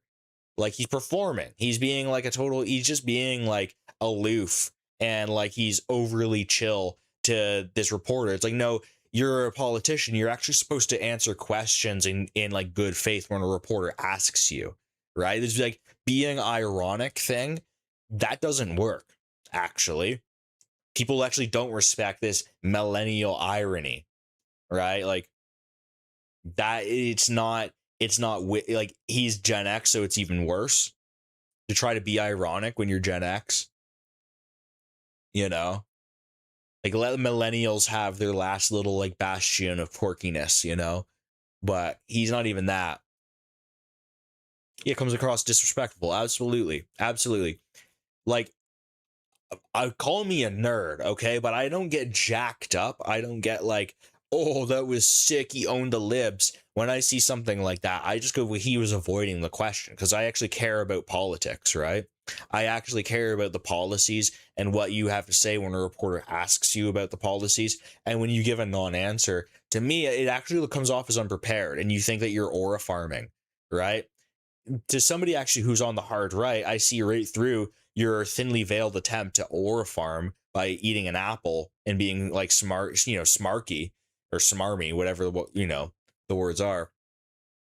By being like that with a reporter, it's like, no, you actually lose the person that's paying very close attention to what you're saying, you know? Politics is an art form, absolutely. And you know, he won over the jesters with that one. The jesters were highly impressed by eating an apple in front of a cornfield while like the libtard, you know, questions him. And it's like, I get it, it's like a liberal reporter, right? But it's like you're supposed to take questions from the media, you know? I just kind of hate that like aloofness, like you're better than everyone, you know? And at the end of the day, Polyev is an elitist, right? He's from the Laurentian elite. So he doesn't really actually, you know, believe in any of the things that average Canadians believe in. He's for trans surgeries and gender, you know, hormone blockers for minors, you know, gender affirming care. You know, he's really for like mass migration. The definition of mass migration, what do the conservatives say? They're like, well, we'll just like lower the amount by like few 10,000 or so. It's yeah, but that still means like around 500,000 people would be coming in every year. And they're not talking about mass deportations whatsoever. Mass deportations are completely taboo in Canada. You can't talk about that. Like, that's how you know that they're here to stay. That's all, you know, like asylum and like mass asylum, granting amnesty to all the millions of Indians is coming, is because anytime you talk about mass migration policies, you will be called racist, right? So no, we're completely cooked. There is no domestic political solution for Canada. There is no like voting conservatives. Not even you can't vote for a People's Party. You can't vote for Maxime Bernier. I tried. You can't vote for him. They literally keep him off the elections. They just ignore him in the media. They act like he doesn't exist. So, you know, the way I look at it, it's like we only have one choice, you know. We only have one choice, and that is to join the United States, to join the Union, you know. So whatever accelerates us to that, you know, whether you know, whether we may, you know, I feel like it's like we have to just like let Carney run shit. We have to let Carney run shit to get worse. Otherwise, people are going to stay asleep. They're going to say if Pierre Poilievre wins, then everyone will go back and we go like, well, everything's fine. You know? All right, if someone's stealing a bunch from me while I'm working, scamming the system, it makes me not want to work, right? Well, absolutely, right? But what's the point? Like, you're worse off being a Canadian citizen. You're worse off being an American born in America, a Canadian born in Canada, an Englishman born in England. You're worse off as a German born in Germany than, you know, some Haitian, you know, some Somalian, you know, some Indian, you know? So, no, it's like we have nothing for our own people. You know, our countries just get it continually raped, you know, continually raped, and our politicians give lip service. They don't even give lip service to the things that we care about. Does Poilievre ever even talk about white identity? He doesn't even give it lip service. He doesn't care. Like, he literally just doesn't care, like, about his white identity. You know, he's married to a Hispanic woman, right? He's not married to a white woman. So, you know, he doesn't care. I mean, hey, big guy. Look at you guys. Look at the big guy. Look at the big guy, Rocky. Yep. It's far too late in the Canadian politics to be even like, you know, oh, well, we need to have like a white party. It's like, we're not going to get that. You know, look at the white Australia party, you know? You know, like they get shut down. You know, if you even talk about mass deportations in Canada, you know, you get labeled as a far-right extremist. That's how you know that they're going to be granting amnesty, mass asylum to all of these people. They're going to stay forever. All of these million, they're just going to admit logistically, we can't do it. We don't have any political will. In fact, you're racist if you even suggest any sort of political intentions to deport people. That's Trumpian, you know? You want ICE in Canada? Well, you're an evil person, right? So that's how you know they're going to grant mass amnesty. That's how you know. You know, if it's too politically toxic to even talk about mass deportations, if you're an extremist for even bringing it up, then you know you're never going to get it. So, meow. Yeah, you're never gonna get it. Yeah. Not at least not without American intervention. You know, so I got the same chance of getting thrown in jail if I rob a bank. I just want some kind of equal. Maybe that's too much to ask. Yeah, I mean, if you're a refugee, you know, or you're like whatever, you're a minority, you're an aggrieved minority, and you rob a bank, you'll get less time straight up. It happens in Canada all the time. You know, nothing you can do about it. So, all right, guys, that's about all I got in it for me tonight. It's almost 6 in the morning where I'm at. Let's go 3 hours. Probably do another stream tomorrow. Probably try to start earlier. Probably try to start not at 3 a.m. tomorrow. So, we got some more shit to react to in the morning. All right. Take it easy, guys. Have a good night. Peace. Thank you for tuning in. Peace. Everything will be uploading, everything as VODs. So, in case you missed anything in the stream, we'll be uploading. So, all right, guys. Have a good night. Dream deep indeed. Have a good night, guys. Peace out. Whoa, kitty.